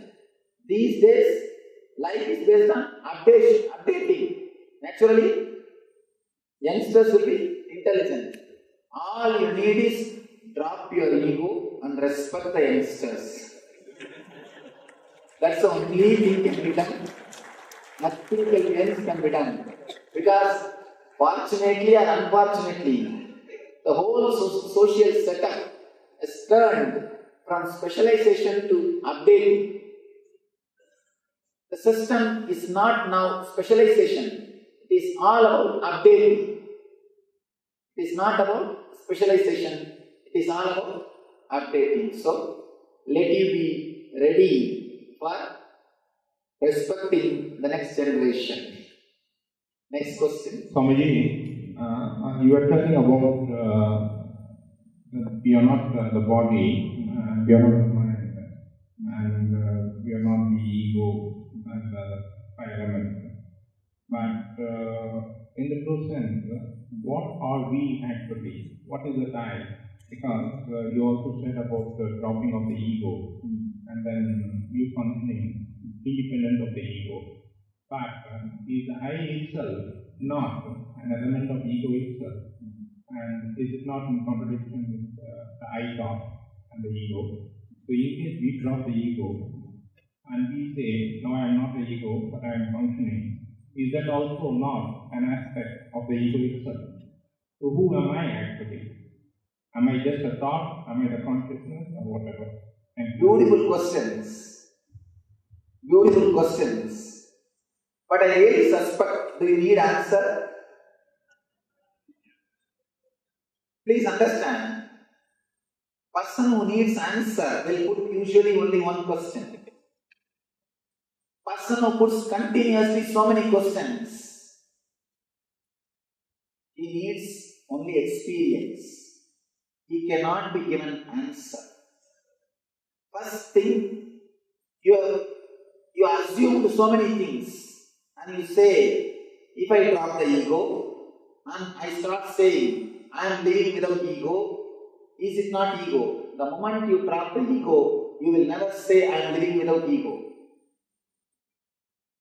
Somebody asks a Zen master, Master, how will I come to know whether I am enlightened or not? Master says, this very doubt will disappear. As long as you have this doubt whether I am enlightened or not, you are not enlightened. And he says beautifully, the moment you become enlightened, the doubt whether I am enlightened or not will disappear. Same way, the thought I am enlightened also will disappear. You will neither have the doubt whether I am enlightened or not, nor have the ego I am enlightened. Both will not be there. That's first thing. So, the hypothetical question, if I drop my ego and I start saying, I am living without ego, is it not one more ego? The very hypothesis is wrong. If you drop your ego, you will not say you are living without ego. First thing. Next thing, you are asking, If I am not body or mind or ego, who am I? Ask yourself, not me. I asked and I found the answer. I am asking you to ask yourself. I am not here to question, I am not here to answer your question. I am here to question your answers. You have so many answers for the question, who am I? You have an answer. I am the body, I am the mind, I am the ego. I am questioning all your answers. No, you are not body, you are not mind, you are not ego. I will leave you alone with your question. When I leave you alone with your question will become quest. And that quest will naturally make you experience the truth. Please do not ask the question to me. Let you ask the question to you. I am not actually answering your question. I am questioning the answers which you have already got. So this question, who am I, should not be asked to me. It should be asked to you. And now, when we do this meditation, you will have a little more deeper clarity of what I am saying, how I am saying. You are not the ego. You are not a being as you think. Next. Amazing. It's really necessary for tomorrow and day after. Please can you be a little loud? You have explained very clearly and clearly. Is it really necessary for tomorrow and day after day classes? And that's nice. And I tell you one thing. If you understood, you don't need tomorrow, day after tomorrow class. If you have not understood, again you don't need tomorrow, day after tomorrow classes. If you feel almost I am catching, I think I should listen little more. Then you need tomorrow, day after tomorrow classes. So be very clear. If you really understood, you don't need tomorrow, day after tomorrow classes. And I tell you, if you really understood, not that tomorrow, day after tomorrow, you cannot forget. Do not bother. See, if you really understood, not that you don't need tomorrow, day after tomorrow classes, you will simply start living with me. I am not saying about physically, I am saying about the conscious level. So if you have understood this one session, one class, not only you don't need tomorrow or day after tomorrow class, your whole life you will start radiating these teachings. You will start radiating. So if you understood, really you don't need. You don't need. And if you have not understood completely, again you don't need. If you feel, I understood some things, I think I need some more things, then you are welcome tomorrow. Next.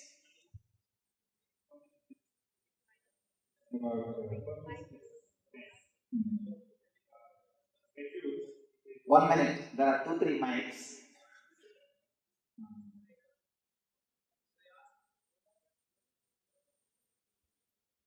Your mic is not on.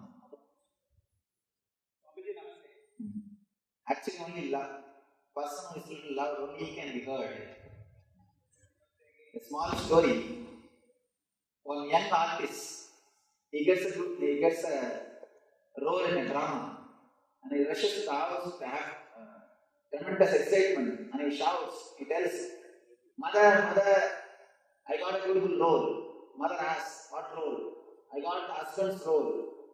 Mother immediately says, you are not got the speaking part. So only if you are loud I can listen. Please be a little loud.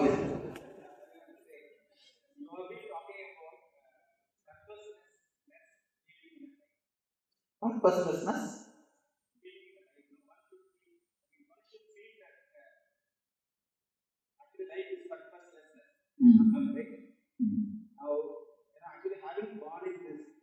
world.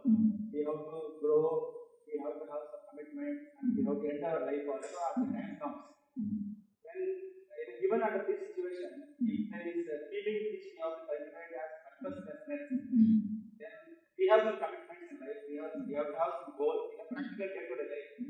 How are we to compromise? How do I understand this? First thing, I am not asking you to cultivate the feeling of purposelessness because it's a pure truth. You don't need to cultivate. It's a simple truth. You understand? The purposelessness is the attitude of purposelessness need not be cultivated in you. It's a simple truth. All you need is just understand whether you believe it or not.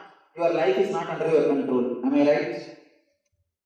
Whether you believe it or not, you do not know when the end will come. Am I right? Are you sure that you will reach your house safely? At least I am not sure. I don't know about you, but I am not sure I will reach my ashram safely with this Bangalore traffic. That is different. Whether you understand or not, accept or not, believe or not, this is truth. I am opening the truth. I am opening the truth which is ultimate truth. And let the truth take its own course. Why should you be so much afraid? Why are you afraid to enter into the truth? Let the truth penetrate you. Let it work.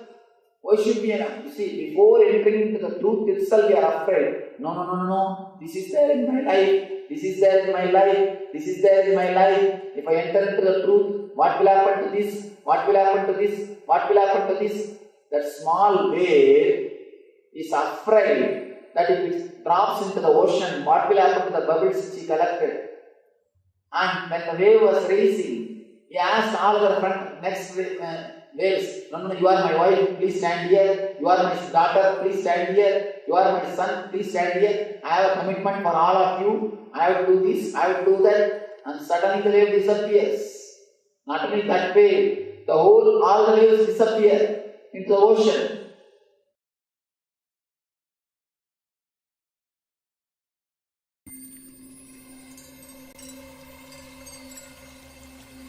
I welcome you all with my love and respect. Let you all open all your three eyes. Om Nityananda Paramashivoham.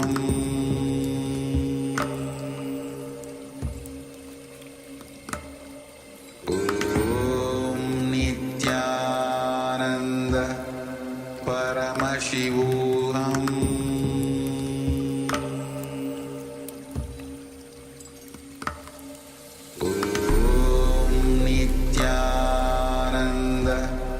Paramashivoham.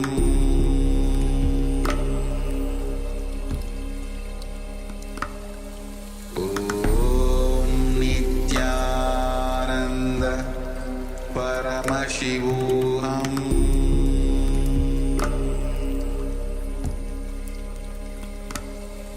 Om Nityananda Paramashivoham. Paramashivoham.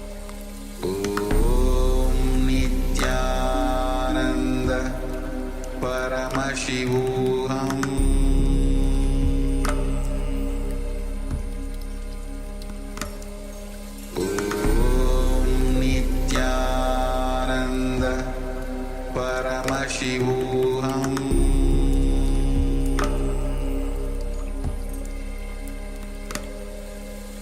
Om Nityananda Paramashivoham.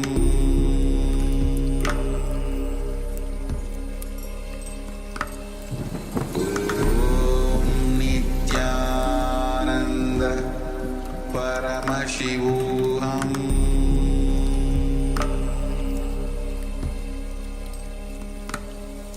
Om Nityananda Paramashivoham.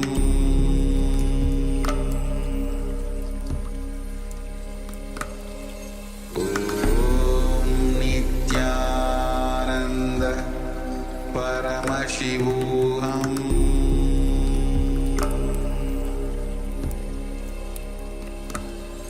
Om Nityananda Paramashivoham.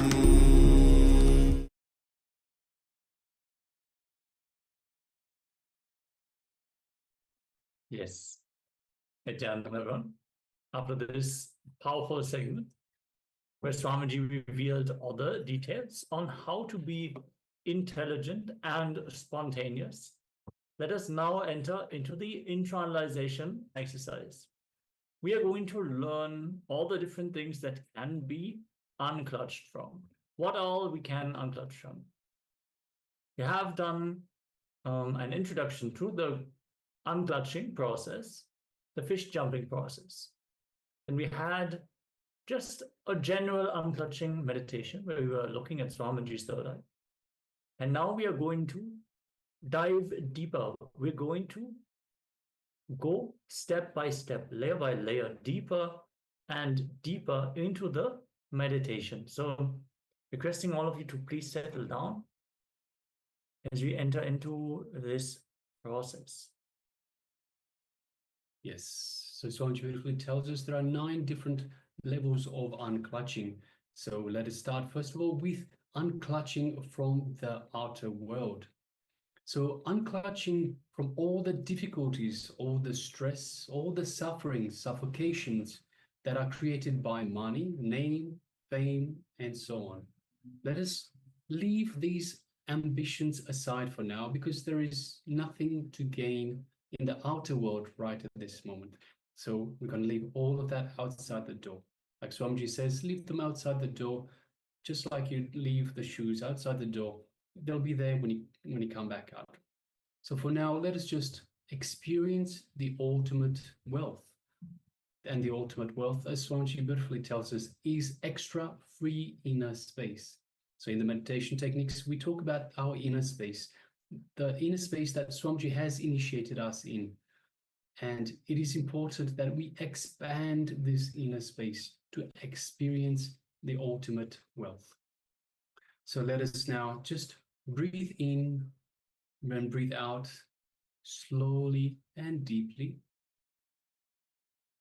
And let us just unclutch. So let us start with unclutching from all of these difficulties, stress, sufferings, suffocation, everything created by money, name, and fame.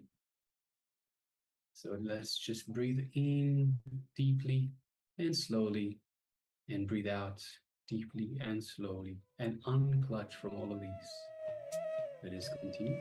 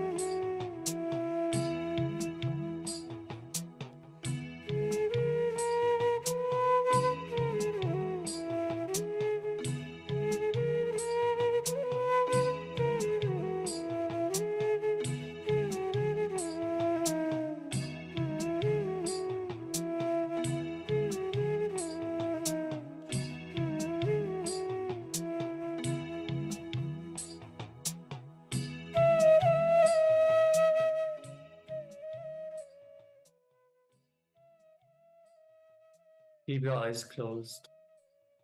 Now we're going to unclutch from the outer world identities. Unclutch from social identity, professional identity, racial identity, national identity, your name. Sometimes you identify yourself based on your religion, your country, your race, your caste, your community, your creed. Whatever identities you picked up based on the society you grew up in and you are living in now, unclutch from all of them. They do not have any meaning at this very moment. Unclutch from all the identities you have built based on the outer world. Any ideas and concepts that show up in your inner space based on your outer world identities, just unclutch from them.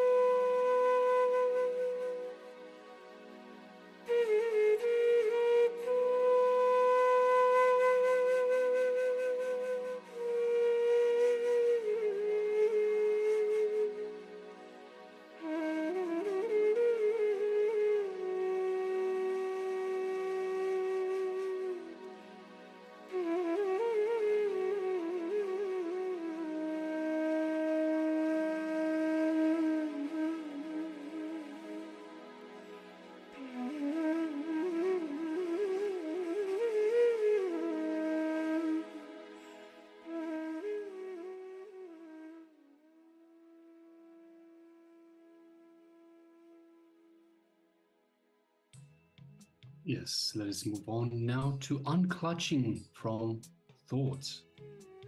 Unclutch from all verbalization and all visualization that goes on happening in you. All your thoughts.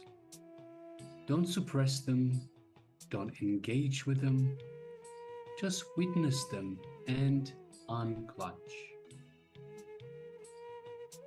If your shopping list shows up in your inner space right now, just let it go. There's no need to think about anything right now. This is not the time to think or plan or strategize. Just let your thoughts pass. Unclutch from all verbalization and all visualization that goes on happening inside you. Unclutch from all your thoughts. Let us continue.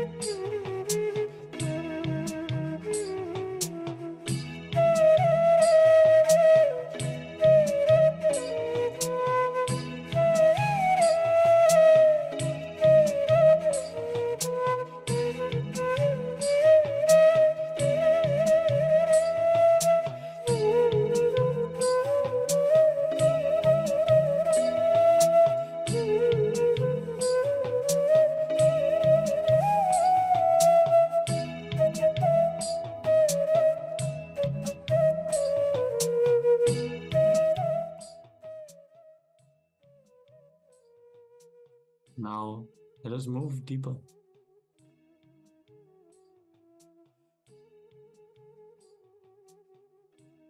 Take a few moments and just pen down all the activities in your life and categorize them.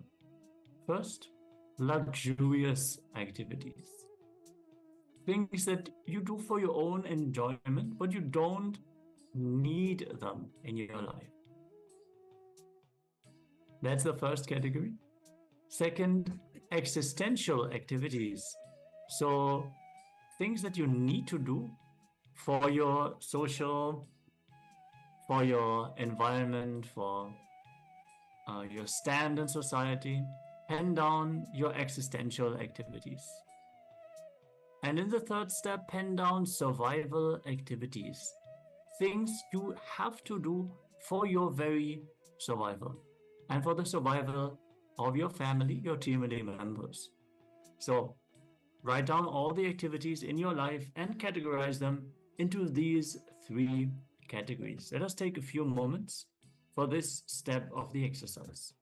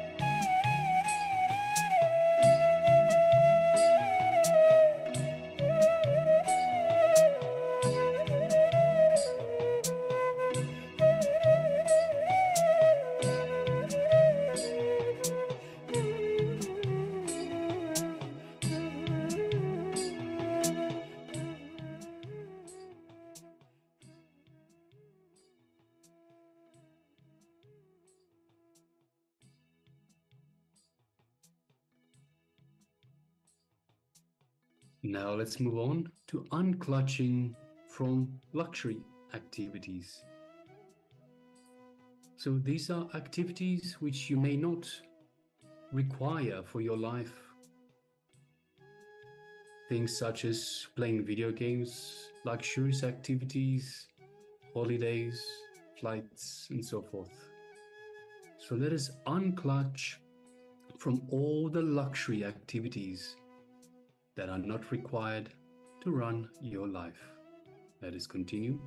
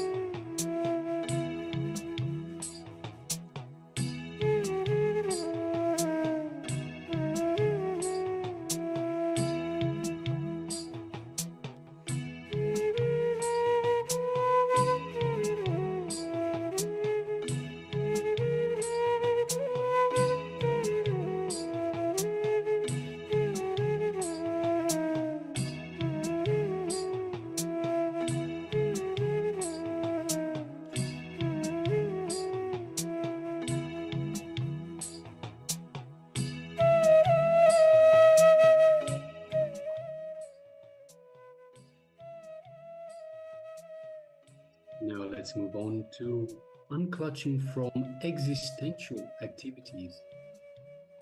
Unclutch from all existential activities. These are activities your body will be performing, but the sufferings and the stress caused by these activities will not be there in your body. These activities do not affect your inner space nor your body. So these are activities you require in order to exist. So we're talking about breathing, we're talking about seeing, smelling. So unclutch from all existential activities. Let us continue.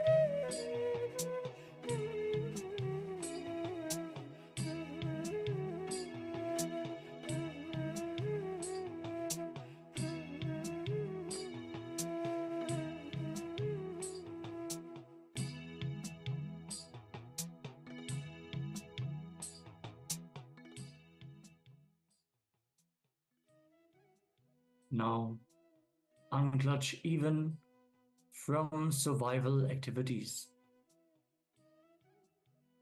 Activities like eating, sleeping, all the survival activities. That does not mean you have to stop them, but you don't have to focus. Think about them now. Just unclutch. Your body may continue to perform these activities necessary for your survival, but your inner space will remain undisturbed. Just unclutch.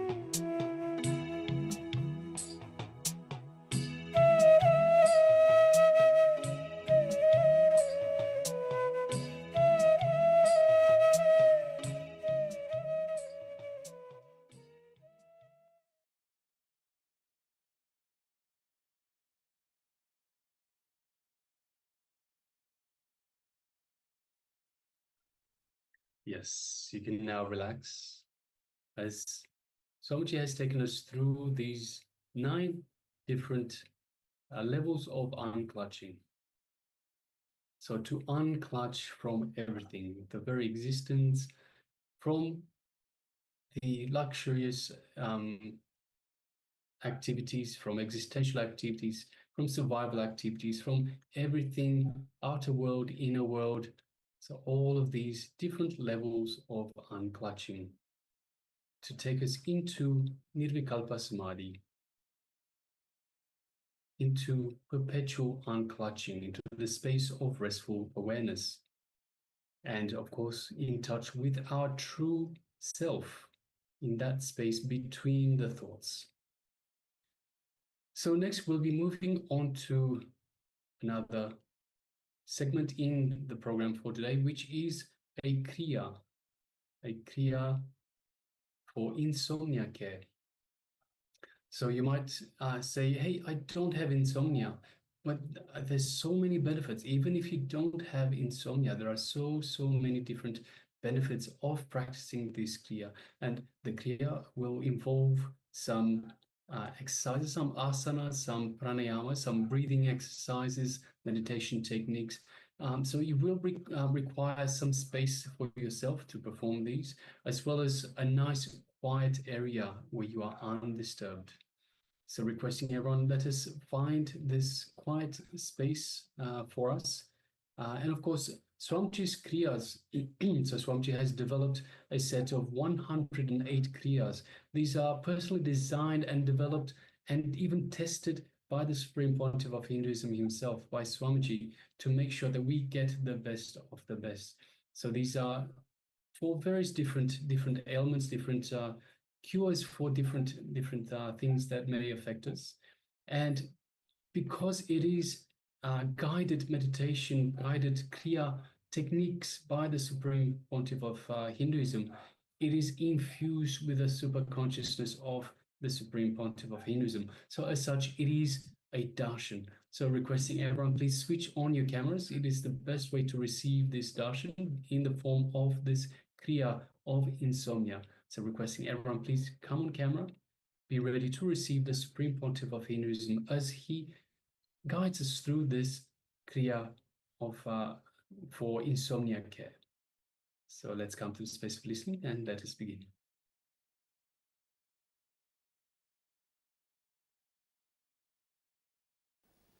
Today, we will start the Nitya Kriya for insomnia care. First step,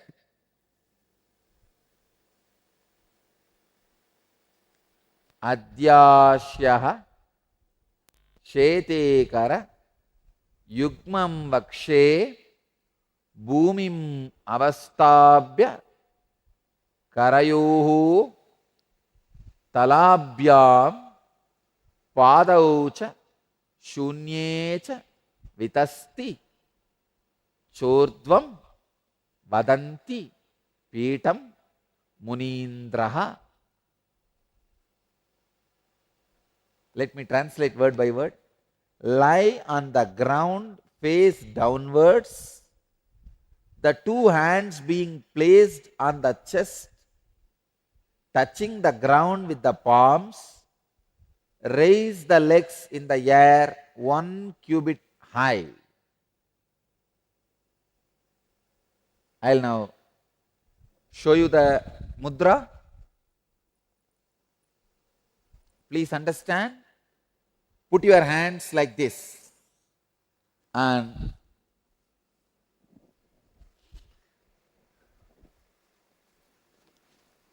chest. Please let the palms be facing the ground.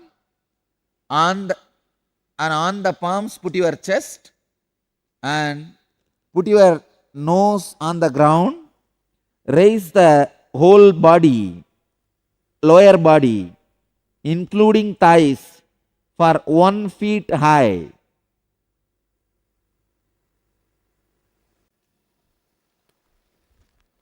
Hold in the same position just 11 seconds. Please start.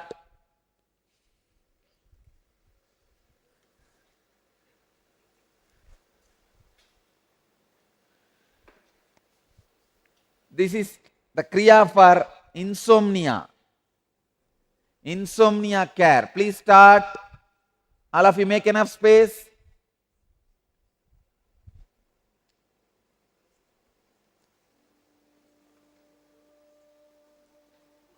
Put your hand, palms facing the ground, and put your chest on the hand, nose on the ground. Raise your thighs. Don't raise your head. Don't just raise your legs, raise your thighs. Raise your thighs 1 feet from the ground. Don't bend the leg. Raise your thighs. Keep for 11 seconds. You can do something like a count 11 and drop the legs. Again, count 11 and drop the legs. Do this 11 times. Each time when you lift your leg, 11 counts, keep it on the air.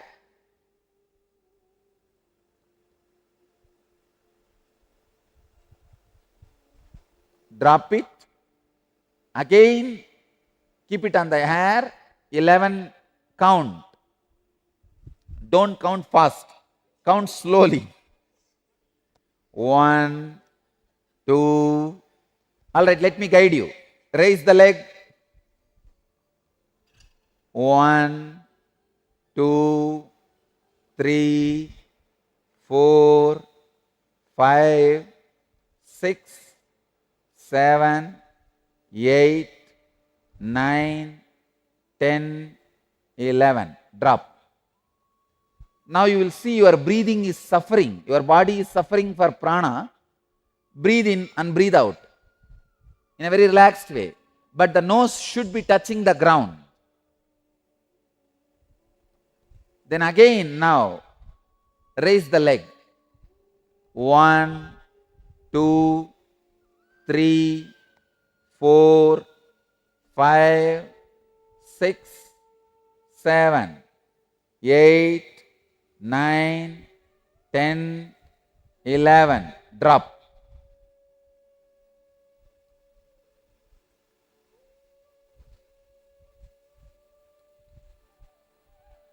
Raise the thighs. 1, 2, 3, 4, 5, 6, 7, 8, 9, 10, 11. Drop the legs. Now do it on your own. At least few more times. But every day when you practice, you should do it at least 11 times. 11 count each time, 11 times.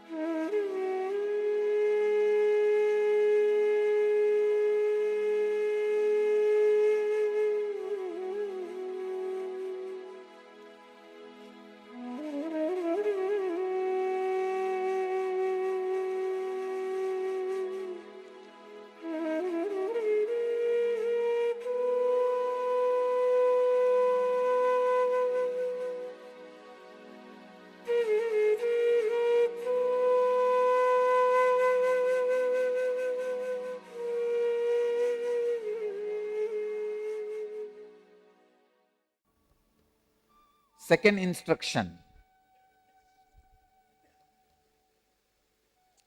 Please lie down and listen to the second instruction. Be in the same position.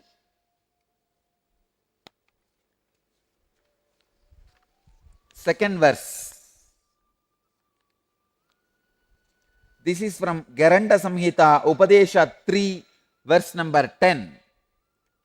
Utare paschimam dhanam naberurdvam tu karayet uttanam kurute yasmat avishrantam ahasraha uddiyanam tvasau bandha mrityu matanga kesari.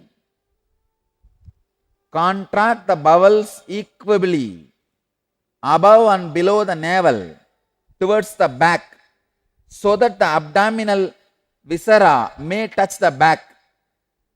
He who practices this uddiyana, flying up without ceasing, conquers death. The great bird, breath, by this process is instantly forced up into the sushumna and flies constantly therein only. Let me give you the instruction. You can look up just to see the instruction. Please understand. Contract the bowels equably above and below towards the navel, towards the back. Please understand. The bowels above the navel and below the navel, contract them back.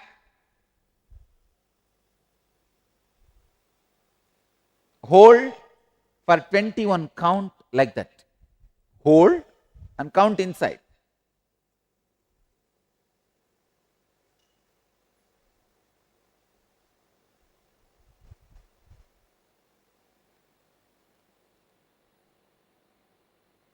Hold 21 count, or at least as long as you can.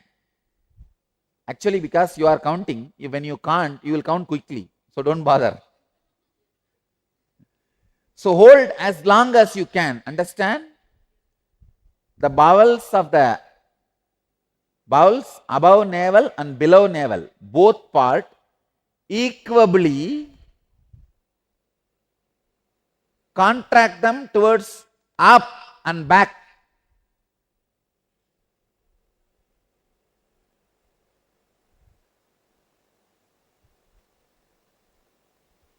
Do this now. Hold as long as possible, at least 21 counts. Your nose should be touching the ground. Palms should be facing the ground. Chest should be on the palms, on the hands.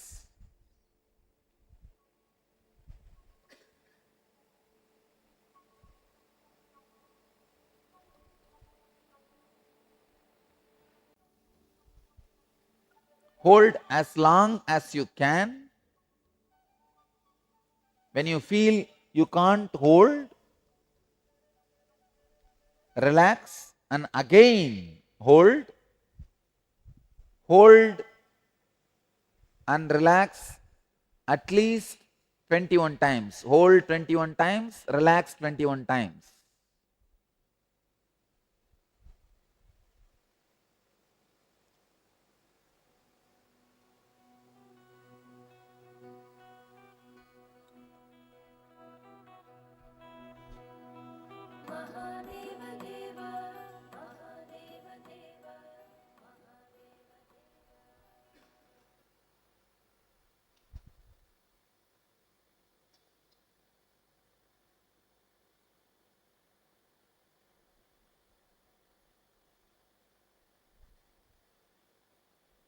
This process not only helps you to heal insomnia, it directly relieves you from all sleep and dream related disorders. stressful dreams, nightmares, constantly dreaming, all that will completely disappear. You will fall asleep like a statue and wake up fresh like a flower. Because the Kundalini awakened through this process leads you to the higher conscious sleep, Yoga Nidra.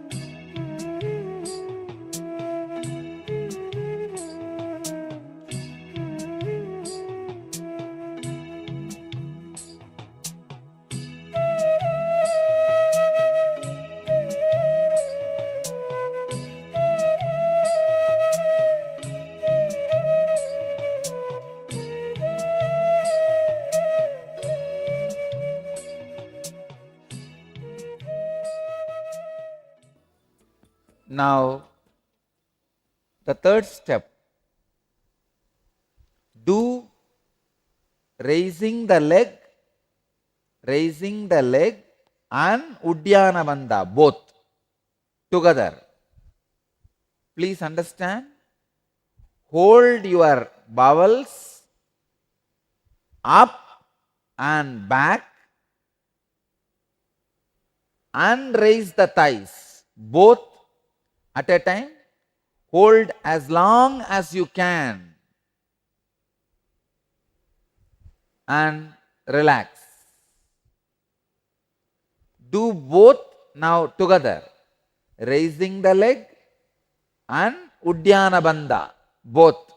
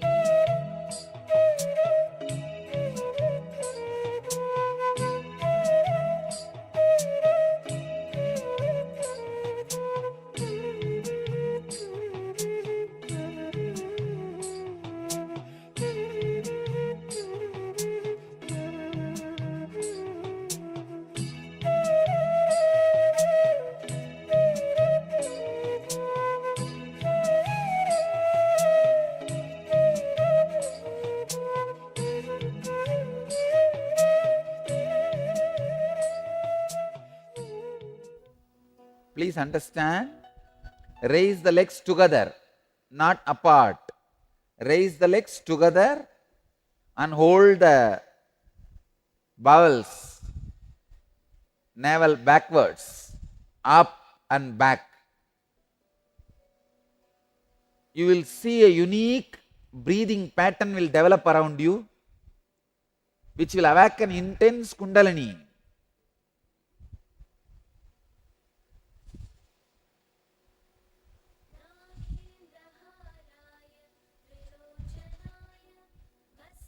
There should not be any sound while you exhale or inhale.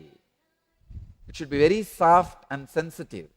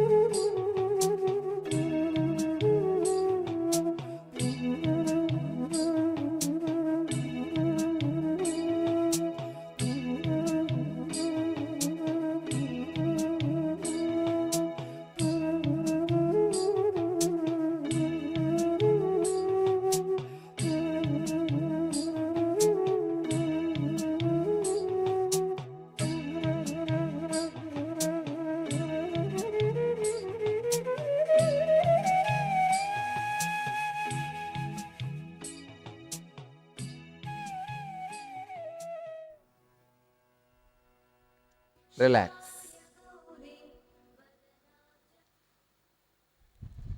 Please get up.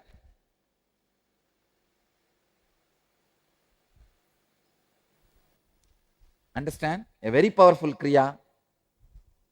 People who have a sleeping disorders, not only unable to sleep, even feeling like sleeping whole day, or the night you are lying down, but you are with too many dreams, you are not sleeping. So any of these kind of disorders, some stress, worry, you are not able to sleep, any of these kind of disorders, please do this Kriya. It's a very powerful process. Very powerful process. I don't think you may need to do this Kriya more than 11 days. 11 night is enough. Only do it during the night before going to bed. Before going to sleep, just do this. You will automatically fall asleep. The energy created in you and the breathing pattern will simply put you into sleep. So just before falling asleep, do this Kriya and just sleep off. You will not only you will not have any disturbances in the sleep, you will not have any disturbances by dreams. You will have a peaceful, deep yoga nidra, yogic sleep, which will naturally rejuvenate your body, mind and consciousness. I request all of you to come from tomorrow. When you come for satsang, come with a dress which will be comfortable for you to do these kriyas and all, like a pant and t-shirt, that kind of things, or for women, chudidar, which is comfortable for you to do these kriyas. Come with that kind of dress. It will really be easy for you to do these kriyas. I bless you all. Let you all achieve, experience, live, express, radiate and share the eternal bliss, Nityananda. Thank you.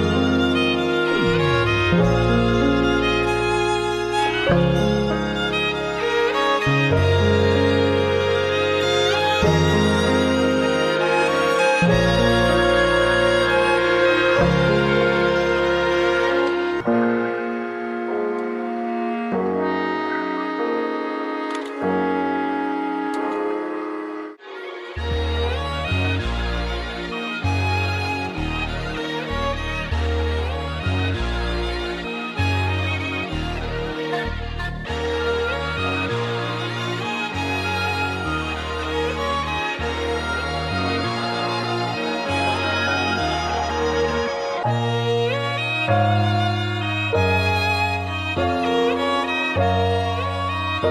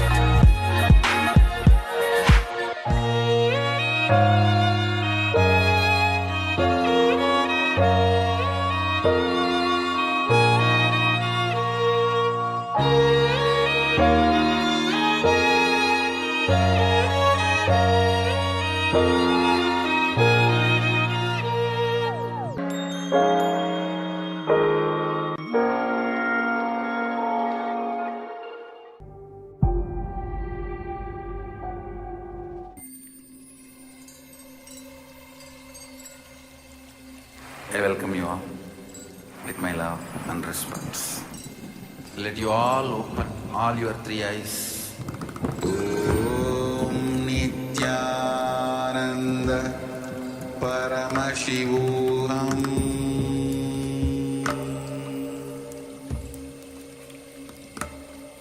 Om Nityananda Paramashivoham.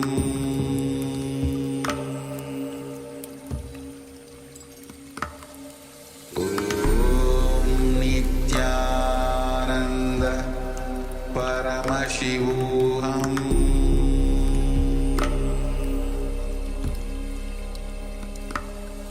Om Nityananda Paramashivoham.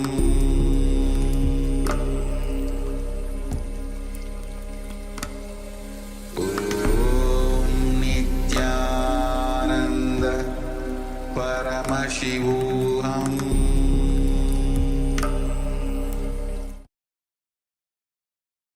Yes, Nityananda everyone.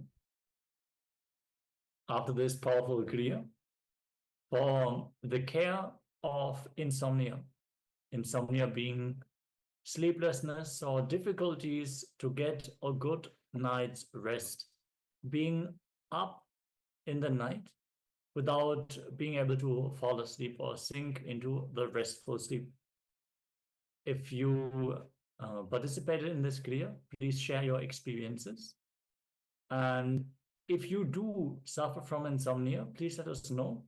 We can forward the different steps for this kriya for you to practice this for 21 days to fully step out of this problem. But even practicing any of the kriyas once already brings various different benefits as the Kundalini Shakti is awakened through all the kriyas, all the Nitya kriyas. So we hope you had a great experience during this kriya. And let us now get ready to enter into the next segment, which is going to be the power manifestation. As today we're manifesting the power of body scanning, various different levels. Let us all get ready, and in this round we're going to manifest the power of body scanning for our friend. So we are going to scan the overall health and vital signs like heart rate, respiratory rate, blood pressure, body temperature of our friend. Naturally, if more is being revealed, always share whatever the third eye reveals. But let us get ready and connect to a friend, someone we would like to offer this power manifestation to, someone we feel we could benefit by manifesting the power for them. Yes, and of course, if you, it might be too late where you are. So if you are unable to reach out to a friend, you can always scan yourself once again, scan for your vital signs. Make sure it's something that is measurable, something where you can measure and say, yes, this is my heart rate, this is my body temperature, and so forth. So if you're able to reach out, please do so right now. We'll just give you a minute or so to reach out to somebody. And then we'll start getting into the power manifestation itself. So this is scan the overall health of all vital signs such as heart rate, respiratory rate, blood pressure, body temperature of a friend. So with each level, we push it higher and higher and higher. So if you've been with us for the last few sessions, you would have seen as we go higher, we're pushing you into more and more difficult levels, into basically pushing you outside of your comfort zone. So the idea is by pushing you out of your comfort zone and you manifesting these powers, you start building that confidence that yes, you can manifest every aspect of this power. So you're not just stuck on one aspect, but you can do many different aspects, many different levels, and many different levels of difficulty of this power manifestation. And of course, this is a very important power manifestation because it brings healing. So it is not just for identifying any issues or any uneasiness within the body, but actually healing the body as well, because we are providing the energy, the awareness that the body requires. Yeah, absolutely. And if indeed you are in a time zone where you cannot call your friends at this period of time, you can also reach out to the other Zoom room participants who are present here with you. So you can manifest the power for each other. Get to know with your local Sangha maybe and connect for the power manifestation. As Maharaj shared, this power not only reveals the different aspects and dimensions of the disease, you can directly hear them. So you can directly enrich and cause their reality by shining the light of the third eye on that person and bringing healing. So we recommend all of you to definitely reach out to someone, be it your friend or be it someone here in the Zoom room, so you can benefit from this power manifestation together. All right. So assuming you've already got a friend or somebody that you can that you've connected to, and you are ready to manifest this power, let us sit comfortably with the head, neck, and spine in a straight line. And let us bring our awareness to our inner space, just below the heart center in our Ananda Gandha region, also known as your inner space. And let us visualize Swamiji in our inner space and connect to Swamiji. Feel the love and compassion, the infinite grace that is radiating from your inner space, from the Ananda Gandha region.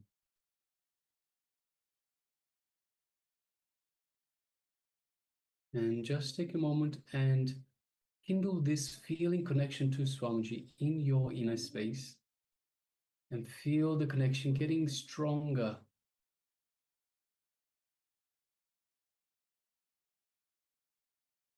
Now let's move our awareness to the third eye, just between the eyebrows, the Ajna chakra. And let us visualize Swamiji's third eye in our third eye. So let us connect from our third eye into Swamiji's third eye. Just gently, don't stress. Don't put any pressure on the third eye. It should be gentle, gentle gaze. And as we do so, we feel the connection to Swamiji's third eye, an energetic connection that is awakening our third eye, that is energizing the third eye.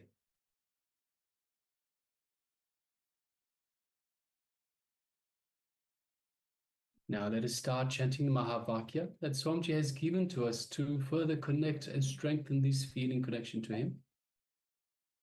Om Nityananda Paramashivoham. Om Nityananda Paramashivoham. Om Nityananda Paramashivoham. Is continue to chant the Mahavakya and start scanning your friend or perhaps yourself. Start scanning by visualizing your body in your third eye. So whatever you are scanning for, whether it is the overall health or the vital signs, heart rate, respiratory rate, blood pressure, body temperature, whatever it might be, visualize that. Visualize the body in your third eye and ask Swamiji to reveal the information for you, to manifest this power through you, through your third eye. Let us now begin. Paramashivoham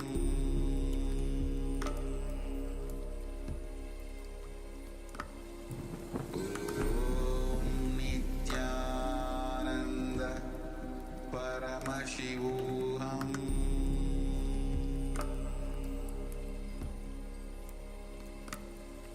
Om Nityananda Paramashivoham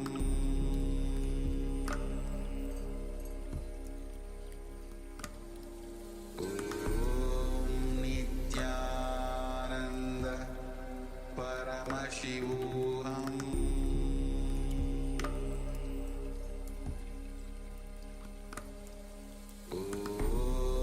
Nityananda Paramashivoham Om Nityananda Paramashivoham Paramashivoham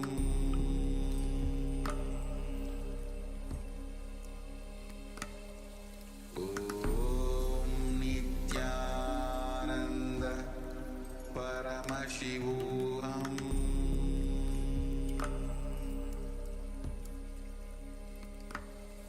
Om Nityananda Paramashivoham Paramashivoham Om Nityananda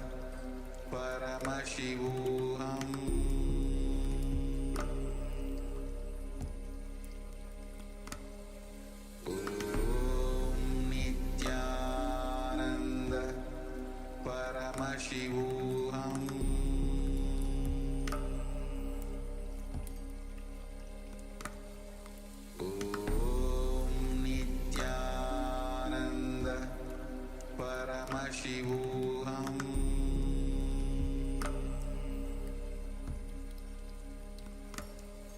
Om Nityananda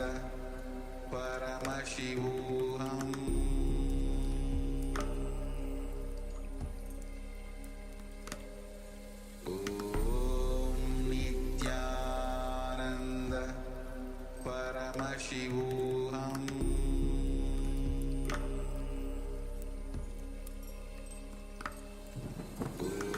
Om Nityananda Paramashivoham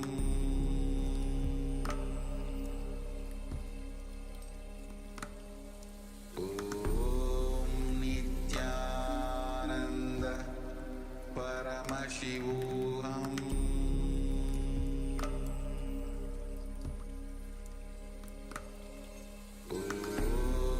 Nityananda Paramashivoham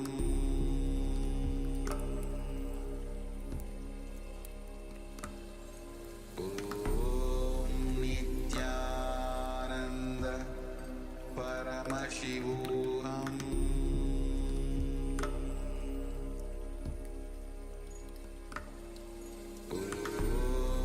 Nityananda Paramashivoham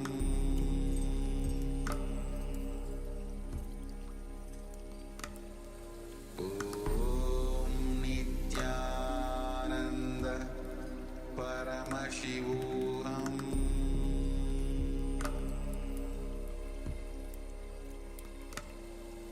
Om Nityananda Paramashivoham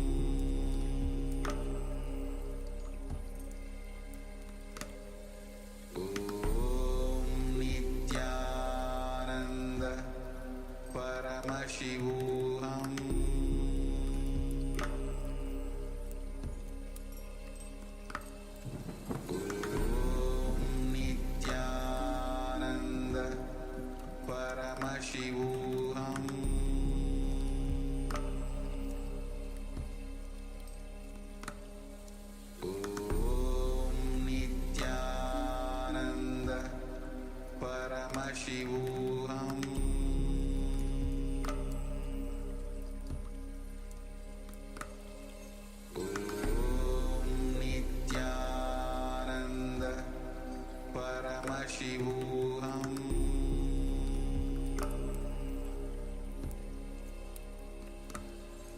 Om Nityananda Paramashivoham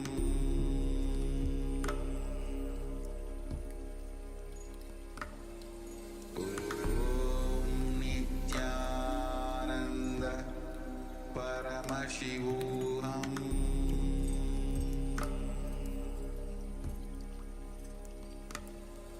Om Nityananda Paramashivoham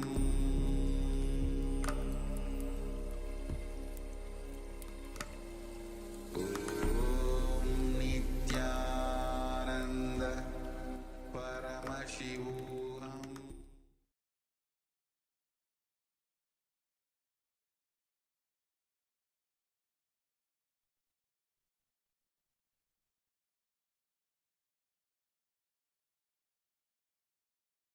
Yes, you can relax now.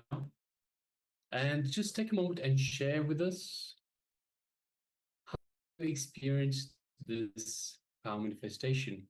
And of course, if you are able to connect to a friend and you are able to have some revelations in terms of their heart rate, their blood pressure, and so forth, share with your friend what was revealed to you. And of course, it would be ideal if they can also measure. So whatever it is that you manifested, so whatever, whether it's the blood pressure, whether it's the heart rate, respiratory rate, whatever it is that that was revealed to you, share with your friend. And it would be great if they have any way of measuring that to see, to give you that confidence that yes, you can manifest this power. So take a moment and let us know how you went in this power manifestation. Yes, this is one of the beautiful powers. Body scanning, it is so useful. Swamiji shared he himself is using the power of body scanning on his own body. Even before he visits a doctor, he will first scan his own body. And then when he visits the medical professional, he will use that inside just to verify that what they are showing him is exactly aligned with what he already knows. So we can use the power of body scanning in various different ways. Whether it is just for curiosity's sakes, to learn about our very own body, or to heal someone, or to identify the root cause of an ailment, a disease, or similar. So make sure to manifest this power again and again until you get comfortable and confident in your power manifestation, and make sure to manifest it for others as well. Because many people outside, they don't know that this is possible, that this exists, that they can be helped. Many times people feel they have an uncurable disease, and in the modern medicine, they might not get the answer to the root cause of that disease. While the third eye, revealing exactly the truth as it is, can directly give pointers to what needs to be done, to what is the root of that disease even developing.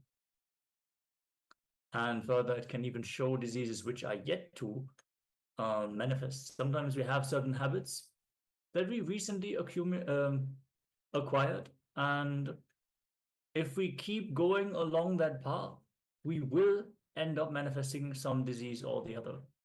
In Ayurveda, they can determine the appearance of a disease as much as 6 months beforehand. So the third eye will definitely reveal that certain habits need to be dropped for the health to be maintained.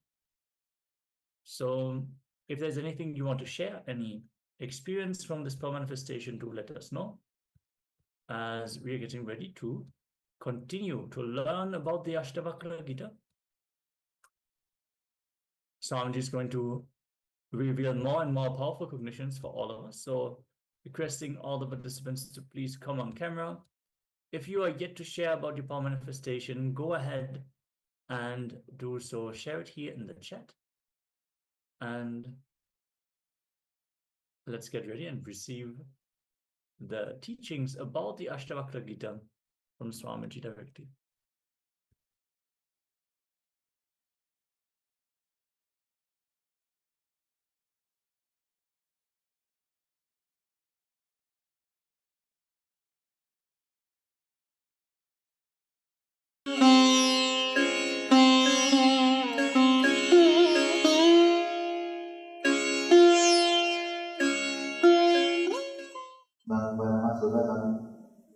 केवलं ज्ञानमूर्तिं द्वन्द्वातीतं गगनसदृशं तत्त्वमस्याभिलक्ष्यम् एकं नित्यं विमलमचलं सर्वधी साक्षिभूतं भावातीतं त्रिगुणरहितं सद्गुरुं तं Namami. I welcome you all with my love and respects. Let's start with a small story. In a school, all the scout boys are supposed to tell their teacher the good deed which they did for that day. Every day they are supposed to do a good deed, come and report to the teacher. One day,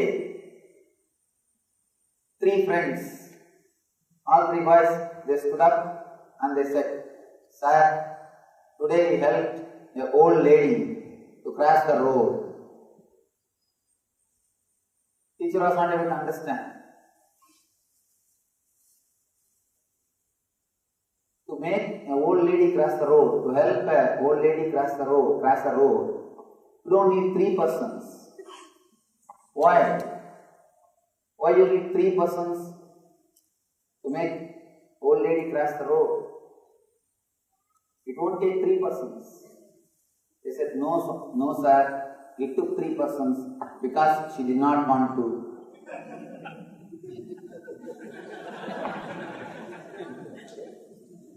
Because she did not want to cross the road. Many times, the help extended without thinking about the situation. When you try to help somebody without they asking you, you create only more and more trouble for them.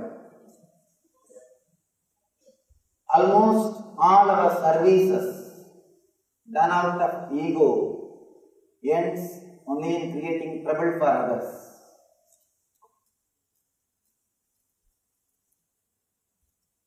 Here, I request all of you, unless you ask, I won't be able to help. By you being here, I assume you are interested or you are asking the help for the ultimate experience of enlightenment. Unless you ask, whatever help done by me will be only a trouble or problem for you.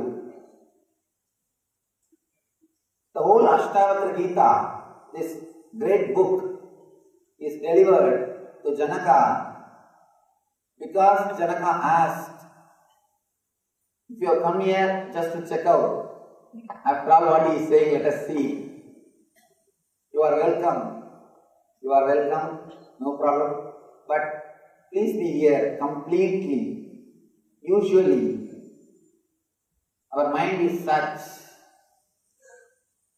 early morning when you get up and start brushing your teeth, your mind is already in the office. Thinking about office, worrying about office. When you are in the office, already your mind is in the evening program, some cinema, theatre or temple, some evening program. When you are sitting in a theatre or a temple, already your mind wants to come back to the house. You are thinking about the house. One thing is sure, if you are here, your mind is not here. Your mind doesn't stay in a place where your body stays. Your mind doesn't rest inside your boundary. We all live almost like a ghost. Body is in one place, mind is in some other mind is somewhere else. You don't stay inside your boundary. If you really want this 3 days program to be a big help, if you really feel that it should help you, if you really want to have some help from this 3 days program, I request all of you to stay inside your boundary for all this 3 days program. Please be inside your boundary, inside your body. This whole program will do miracles in your being.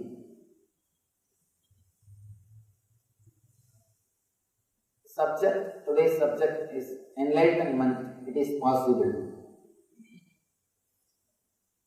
Before entering into the subject, let me introduce the book, the Ashtavakra Gita. Man has created so many spiritual scriptures, but nothing can be compared to Ashtavakra Gita. This book is a pure spiritual science. It's a technology created by Ashtavakra to reproduce the same experience which happened in Ashtavakra. Understand? Scientist is a person who creates a formula to reproduce things of the outer world. Anything happens in the outer world. Newton saw something in the outer world. He started contemplating on that experience. For example, apple dropping, apple falling from the tree. And he started contemplating on the experience. And he created a formula, he created a theory through which people will be able to understand about gravity.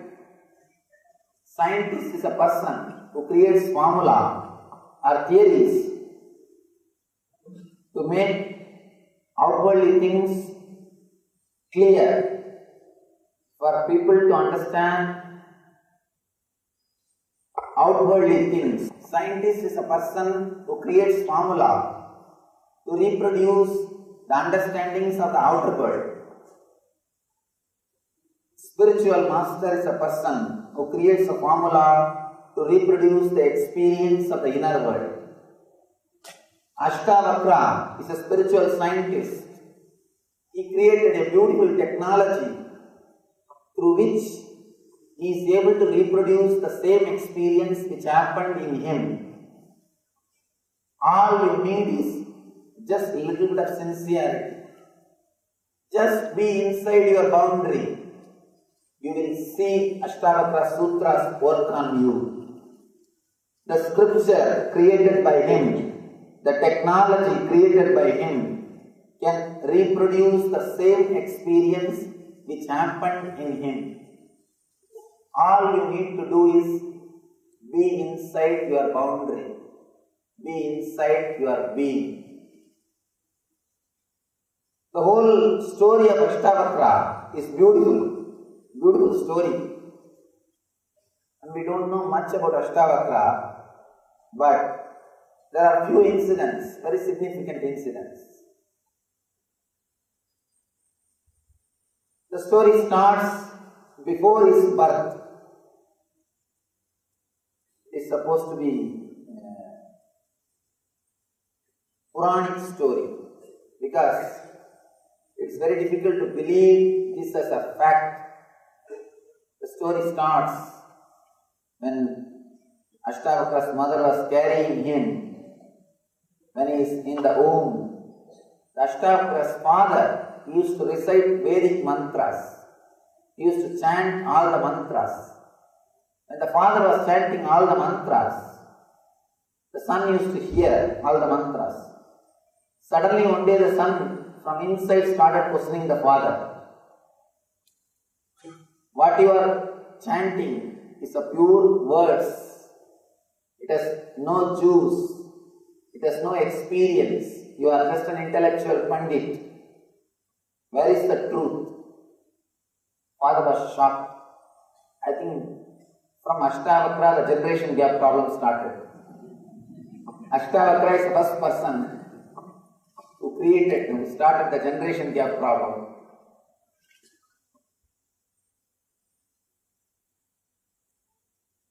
Ashtavakra is asking, what happened to the knowledge? What happened to the wisdom? You are just reciting only words.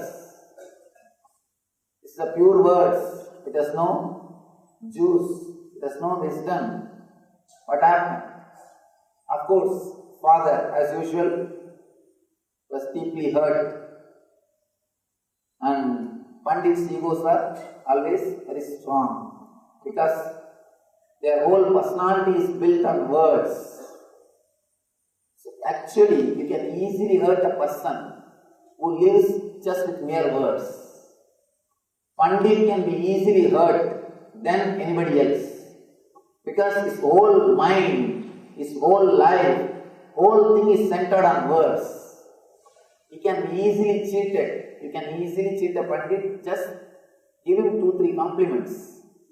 Just verbally telling you are a great person, over. You can easily hurt him by telling few words. His whole life is centered on words. Words and words. So he is deeply hurt. The moment he is deeply hurt, he cursed. He cursed the sun. What? Before taking birth itself, you are questioning me. And after taking birth, what all you will do? Who knows? So he just cursed him. Because of the curse, Ashtavakra took birth with 8 problems or difficulties in his body. And at 8 spots, his body was this way and that way. He had 8 curves in his body. The story is, I don't know whether the story is fact or it happened or all these things, but the story has got some significance, it has got truth in it. Let us understand the truth behind the story. Usually, the great masters who take birth on the planet Earth, they take conscious birth.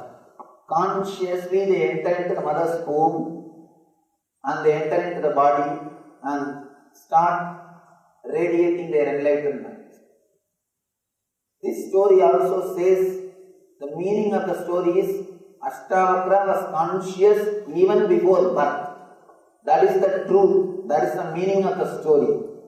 We do not know, we can't prove whether really he spoke or whether really he was cursed and all those things. But the truth which our masters are trying to explain through this story is Ashtavakra was conscious of his being, he was conscious about his birth.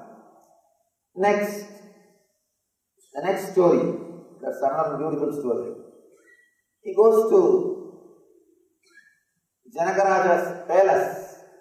Janaka was a great king. Goes to the palace of Janaka.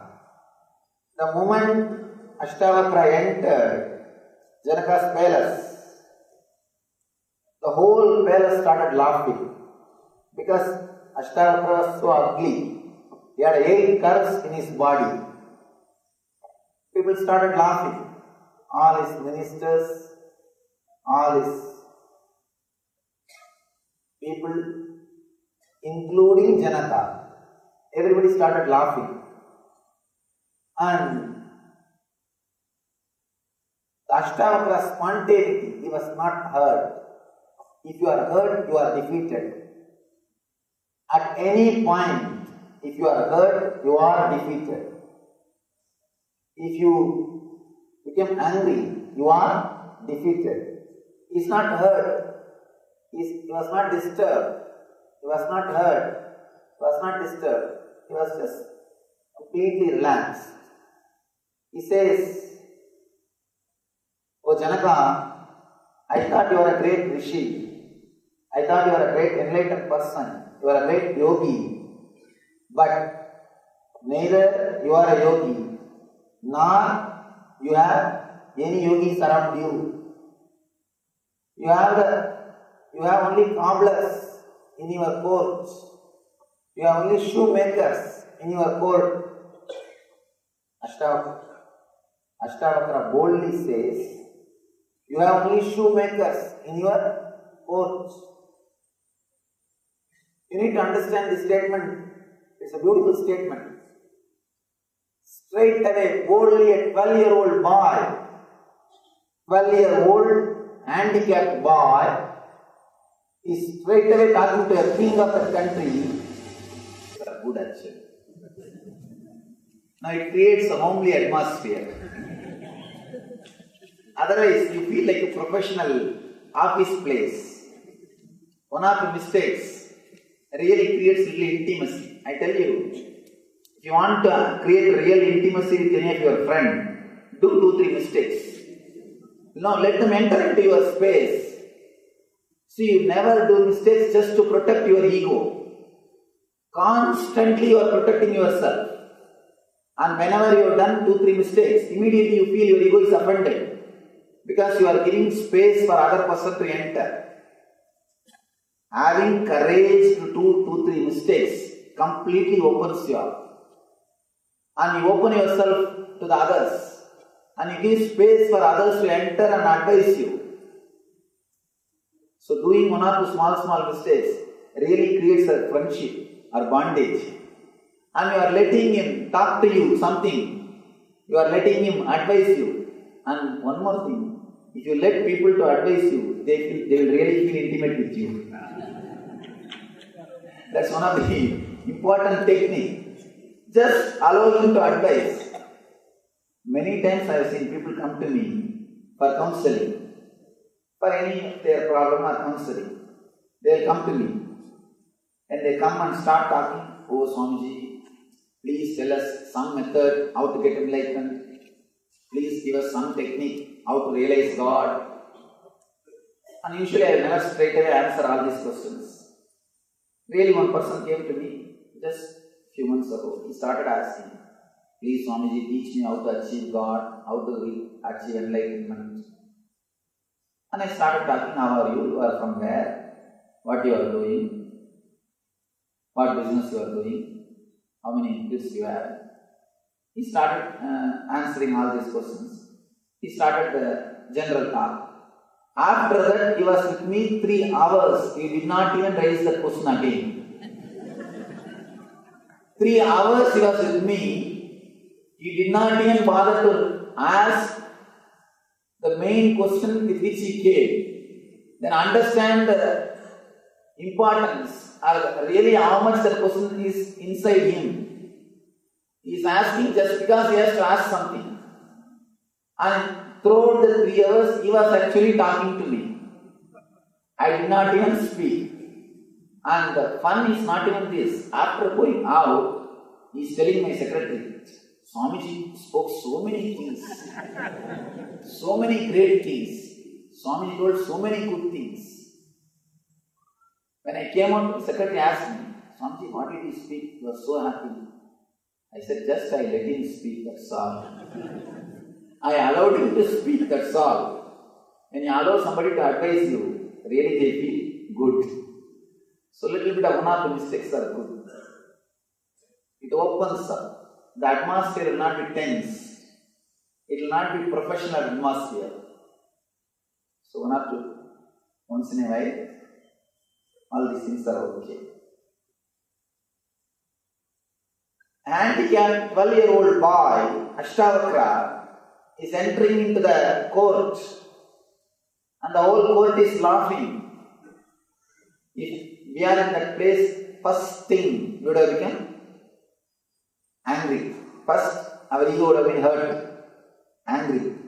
Next, either you would have shouted or you would have left that place. That's all. But here is a person. Nobody can disrespect a person who lives in spontaneity.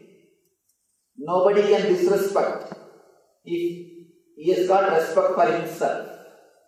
Nobody can give you suffering unless you give silent permission. Unless you allow, unless you give your silent permission, nobody can disrespect you. Nobody can hurt you. Here, Ashtavakra is such an integrated being, such beautiful being. He is not allowing others to hurt him, depress him. Straight away he talks with the spontaneity. You are having only shoemakers. And be very clear, if you become angry, you cannot use the right words. He is using a right word. Cobblers, shoemakers. Janaka was shocked. Ashtavakra is explaining, these people are only seeing my skin, not the being. Cobblers see only the skin, not the reality. When a cobbler sees an animal, he will think only about the skin, not the being. When a tailor sees you, he will see only your dress. He will measure your being only based on the dress which you are wearing. A jeweler, if he sees you, he will first see only the jewelry which you are wearing.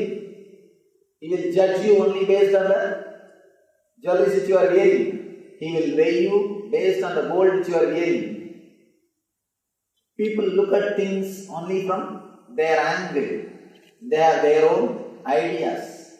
They have their own imaginations. Ashtavakra says, you have only cobblers around you. People who see only skin, not the being. My body is got 8 curves, no doubt, but my being is pure. My being is straight. You can't upset a man who lives in spontaneity. You can't stop him. You can't disrespect him. It's a beautiful Zen story. There was a great Zen master who was giving teachings. He was giving discourse. Again, one Buddhist Pandit, well read, but have not experienced anything. Well read. A Pandit, he came. The moment he entered the hall, he started shouting. Of course, Pandits are professional shouters. He started shouting. What Zen you know? What spirituality you know? What are you talking? The Zen master was too young guy. He was a young guy. What are you talking? What Zen you know? You can make only these fools listen what you say. You can't make me listen. Can you make me listen what you say? Master was very polite. He just said, Sir, can you please come here? I am not able to hear. The Pandit comes with all his arrogance. Then Master says, can you please come this side? He comes this side. Then Master turns the face, can you come little near? He came little near. Master says, you seem a very good, nice person. Already 3 times you heard what I said. Now please sit and listen. You seem very good, nice person. Already 3 times you heard what I said. You listened what I said. Now please sit and listen. Person who lives in spontaneity can never be disrespected. You can never catch him.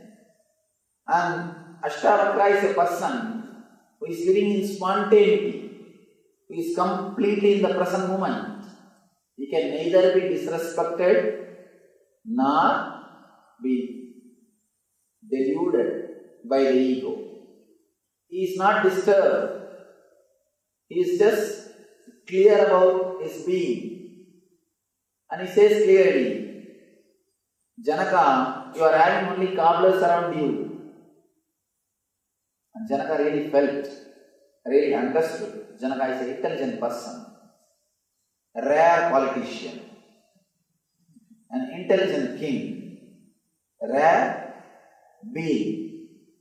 Being a king and having intelligence is really something. Janaka is a king and an intelligent being. He understood the meaning of the words uttered by Ashtavakra.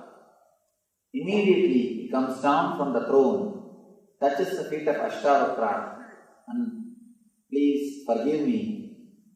I understand what you said. And not only that, not only he asks Ashtavakra to forgive him, further he puts one more question. Master, O Lord, Bhagavan, he calls Ashtavakra as Bhagavan. O Lord, just from your very words, I understood what you spoke is from your experience. Please understand, if you want to find out whether somebody is really experienced person, enlightened person, or just an intellectual pandit, see when he was hurt, see when he was disrespected. When he is disrespected, how he behaves, that will clearly show whether he is experienced, whether he is an experienced person or an intellectual pandit. You can keep your face or pose, you can do everything as long as your ego is not hurt. The moment your ego is hurt, the pus which is inside will come out. If you have ego, simply the pus will come out. You will radiate the anger, violence and vengeance.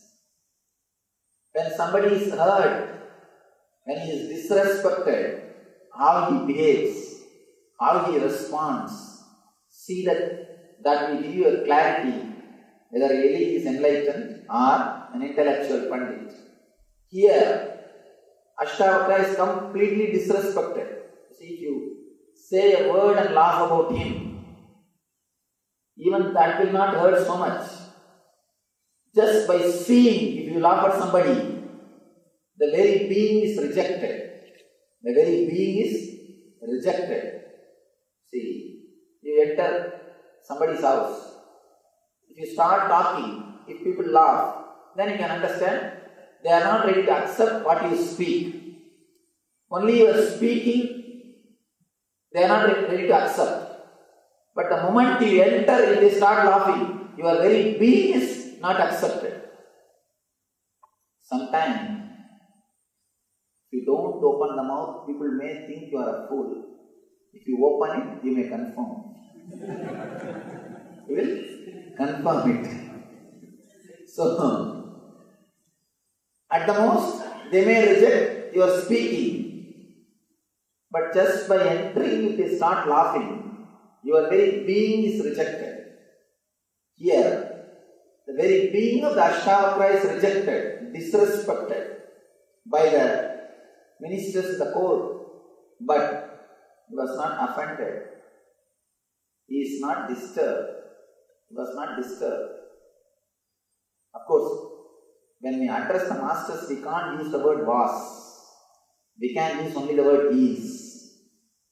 We can't say the word was for them. We can't say he was. We can only say he is. Of course, when you mention the incidents of the past, you will not use the word was. But when you mention about the masters, they are available. We can't say. We can't use the word of past tense. He was not hurt, and he is so clear about his being, and he is clearly expressing the reality. Janaka says, just by your very words, your few words, I can understand you are an enlightened being. It is from your very being. Please teach me. Please give me the wisdom which you are having. Janaka is requesting, because Janaka asked whatever Ashtavakra taught has become big help. It has helped Janaka Raja to transform his life, to awaken his being, to achieve enlightenment. Here, I request you, unless you ask, this help cannot be given. If I give you without you asking, it will be just like scout boys helping old lady to cross the road. 3 boys have to help one lady because she did not want to cross the road. So be very clear, I do not want to force help on you. By you being here, I assume you are requesting this help. So, I am entering into the Sutra, I am entering into the Ashtavakras Gita, assuming you need the help, you need the wisdom, you need the knowledge of Ashtavakra. Janaka Uvacha. Let me give the slokas in English itself, then I will give the explanations. Janaka said, how can knowledge be acquired? How can liberation be attained? How is renunciation possible? Tell me this, O Lord. Beautiful question.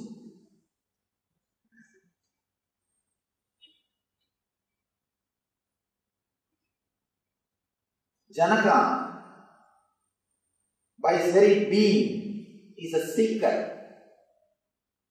By mistake you might have laughed, that is different. By his very being, he is a seeker. Seeker of truth, seeker of the reality.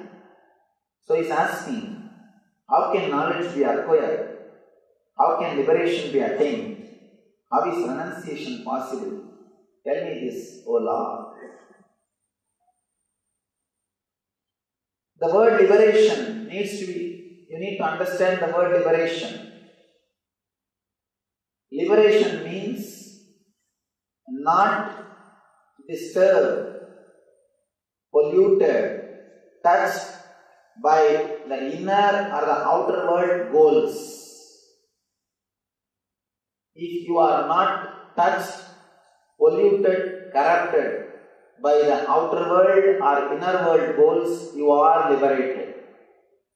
The moment you understand the purposelessness of the whole existence, you are liberated. Please understand, I am using a big word, purposelessness. Whatever you think as purpose binds your life. Bondage is thinking that there is a purpose in your life. Immediately you start the next question. What do you mean, Swamiji? You think that there is no purpose in your life? Your life has got meaning, but it has no purpose. Be very clear. Purpose means you are constantly worried about the goal. You are constantly worried about the achievement. You are constantly bothered about what has to be achieved. The goal. Be very clear. Goal is not the result of the life. The life itself is the result of the life. For example, 1 month, if you are earning 20,000 rupees, you measure your 30 days time as 20,000 rupees. Mentally, by and by, you start calculating your 1 month equal to 20,000 rupees. Whenever you go to shop, you measure in your mind, oh, to buy this saree, I have to work 15 days. To buy this jewel, I have to work 2 months. Only based on the money you measure your month. Be very clear. If somebody says they will give you 100 years salary and lump sum and ask you to die, will you accept? No. But your mind is conditioned so much. You measure your whole life based on the money which you make every month. The value of your life is calculated by your mind based on the money which you make. You need to understand an important thing. Your life is not equal to money or wealth which you are creating. Money or wealth is beautiful as long as you use it. When you start measuring your whole life When you start calculating your whole life just based on the money, when your whole life is minded, when your whole life is centered only on money, be very clear, you are seriously missing something in the life. Something seriously wrong with your thinking system. Money is beautiful as long as you use it. But when you start measuring your life based on the money which you make, you are living in a miserable condition. If you measure your whole life just based on the money you are making, you will be happy only on the first and second. When you receive your paycheck, when you receive your salary. For next 28 days, you will be doing tapasya just for the 2 days. You will be selling your 28 day just to be happy in 1 day. Please do not sell your life. Do not sell your life for some goal. 2 things. If you sell your life for some goal, you may not achieve at all and feel frustrated. That may happen, first thing. Second thing, you may achieve the goal and feel depressed. Be very clear, there is an important word which we need to understand. Depression of success. Depression of success. Depression which happens after failure is not real depression. Because always somebody can give you hope. There are so many hundreds of the self-help books. How-to books. If you want to become mad, read how-to books. Straight way to hell. Direct way to hell. These how-to books, the self-help books, they are actually, if you are normally living with your problems, you may have 10 worries.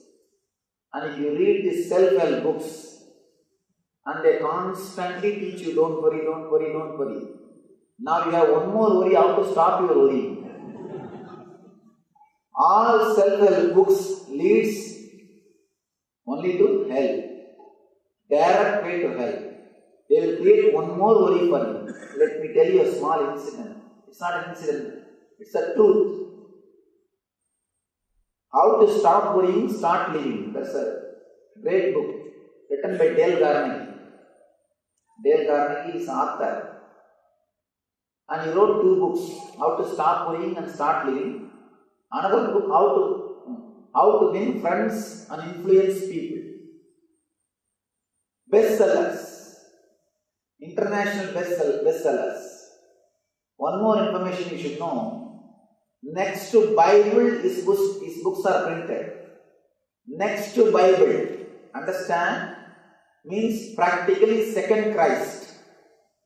Next to Bible, his books are printed and sold all over the world. In the first book, he says how to stop worrying and start living. How to stop the suicidal thoughts. The next book, he says how to have a good relationship with your wife. These are the 2 main ideas. Any of you read his books? Any of you have read his biography? Anybody who read his biography? He committed suicide because he was not able to live with his wife happily. Really, I tell you, it's truth. Please understand, I am not making any joke or anything. It's a truth. He committed suicide just because he was not able to live with his wife happily. And I tell you the secret, how to books. There is an important secret. Whatever you can't practice, just write and publish it. It will become bestseller. Simple 3 steps to become a philosopher. First thing, whatever you can't practice, write it and publish. Second thing, it should not be told in a simple language. Third thing, complicate things as much as possible. That's all. If you can complicate a simple thing as much as possible, you will become a great philosopher. And one more small tips, try to criticize all other systems as much as possible. These are all few simple tips to become how to become a best philosopher, or how to write these how-to books. The self-help books will neither give you peace nor guide you. Here, when you start working with these books, if you have 10 worries, now you have the 11th worry of how to stop worrying, how to start living. Liberation. The concept of liberation means understanding the pure purposelessness of life. Even if you face the depression out of failure, it is okay. You always have some hope. Somebody can inspire you to run again. But if you face the depression after success, nothing can be done. And if you are an intelligent man, around the age of 40 to 45, you have to face the depression of success. This is the scale to find out whether you are intelligent or not. If you are 40 to 45 and still you have not faced the depression of success, be very clear, something seriously wrong with you. Something seriously wrong with you. Something is missing in your life.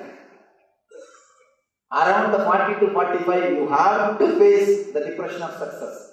Because around that age, you will achieve whatever you want to achieve, but suddenly you will realize, I achieved whatever I want to, but I have not achieved what far I want to. Achieving what I want is different. Achieving what far I wanted is different. You always wanted the house, car, relationships, bank balance, for the sake of happy life. By the time you achieve all these things, you are conditioned to suffer. In the young age, when you are happy, blissful by nature, when you are bubbling, overflowing with energy, you postpone your joy. You always tell your mind, no. After the college, I think I'll rest and I'll be happy. And after the college, you think, I think once I get my job, I'll be settled and happy and peaceful. Once you get the job, I think after the marriage, I'll be happy and blissful. After the marriage, you know. And now, you know. And after that, again you think, I think once kids are there, we'll be happy. After the kids, I think if they all grow up and start,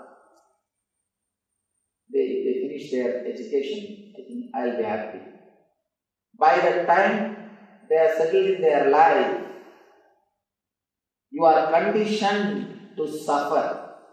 The stress or suffering or worrying becomes part of your being, part of your very being. You are completely conditioned to suffer. After that, if the worry or stress is taken away from you, you feel lonely. You are missing something. You feel you are not as you are. That is the reason old people cannot sit with themselves. Either they will catch somebody and start talking. In 1962, when I was in the army, they will start telling the stories. See, it is not accidental. Around the world, all grandparents tell stories to their grandkids. Not only in Indian culture. Around the world, in all culture, is a tradition. Because not for the kids, for the sake of grandparents, this tradition started. Tradition has started not for the kids, for the sake of grandparents. Because they feel lonely. And you can see in your life, elderly people, they would have been married, their kids would have been married, even sometimes grandkids would have been married. But they will be sitting and reading the matrimonial column in Hindu with a big glass. Because they will not be able to sit with themselves. They can't relax with themselves. Relaxing within yourself is what I call liberation. Person who can sit with himself without anything from the outer world is liberated. Please understand, Jivan Mukta means don't think big terms. If you have big ideology about Jivan Mukta, you will never think it is possible. Today's subject is enlightenment. It is possible. You will never understand. It is possible. Understand, this is very simple and actual definition. Jivan Mukta means a person who can sit with himself, who doesn't need anything from the outer world to entertain him,